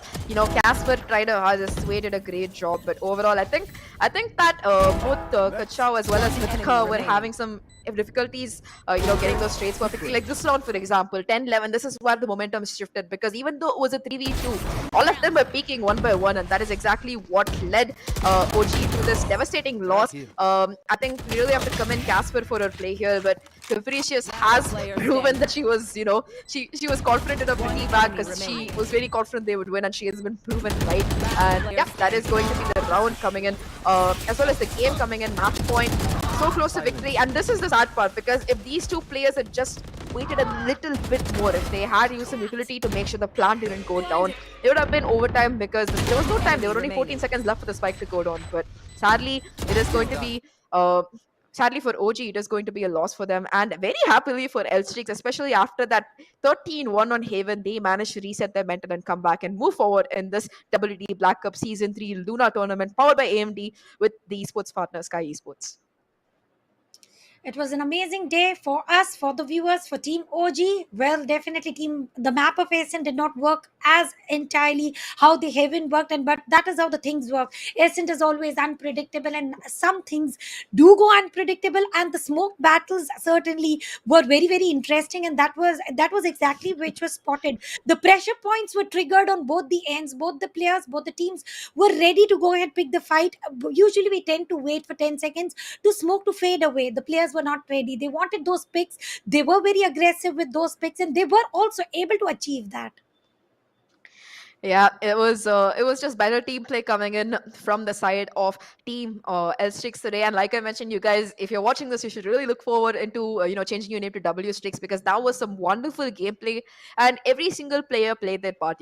While you had the Chamber absolutely popping off, Capricious, proving that even if she couldn't frag out as Jet, she can frag out as a support character. As both Chamber and Astra, she was insane. I think this map she had like some 26, 27 kills to her name.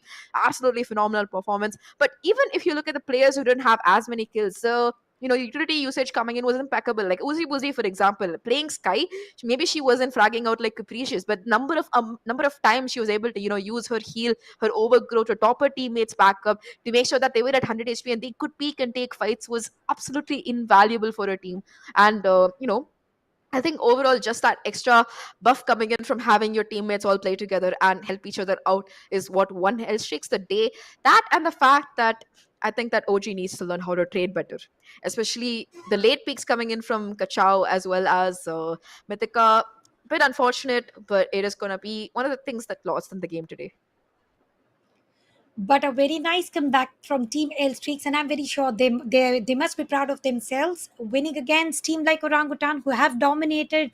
Though both the teams have been very new within the circuit of female or the divas circuit, but ultimately they did perform as better as they could, as best as they could. And talking about Casper, a tremendous player, a tremendous omen, a good controller. But on the other hand, we did see Capricious, a very good player, no matter whatever agent she goes for, except for Soa, did not go as good as she has gone with an Astra or the Omen. Yeah, her I don't think I think we saw her on Jet, but yeah, definitely her Yes, Jet yeah. gameplay, it was very unfortunate. I think that she just couldn't deal with OG's W keying. But OG, that's a mistake. It's one of the another of the mistakes that OG made today. They could not keep their attitude of W gaming going in because the defense was too good coming in from the side of Team L Streaks. They, even though they had like a 4-8 half, they were confident enough to go forward and absolutely dominate on attack here. For a second it looked like, I think it was 10-6, OG had like an overwhelming advantage, but L Streaks pulled it together. They sat down, they were like, look, we can win this, we should win this. And look at that KDA, 2.07, 25 kills to a name. It's going to be the MVP taken by Capricious, like you mentioned. Phenomenal gameplay, no matter what she's playing. In the two maps that Elstrix won, Dreamsa as well. I really miss Dreamsa and her judge, but I think Rifle and Omen is her best, surprise that she could have given Yeah. us, because she absolutely popped off as well. The smoke plays, like you mentioned, Tanya, just really, really doing a lot of damage to the side of OG. I would appreciate the way Dreamza was playing Omen, literally capricious, changing the role, switching the role, still functioning as better as the matches progressed. And talking about Sway, she did her work wonderfully well by extra extending herself, getting those early picks. Getting those early kills, being the MVP for the team support, or maybe the flanks or the rotations. Something was a major miss which did not allow the victory, because there was nothing that could have been missed, nothing that they did not do, especially on the map of Haven. They went all in, functioned very well. On the map of Split, the map selection was coming in from L Streak, and Streak had the winning victory there.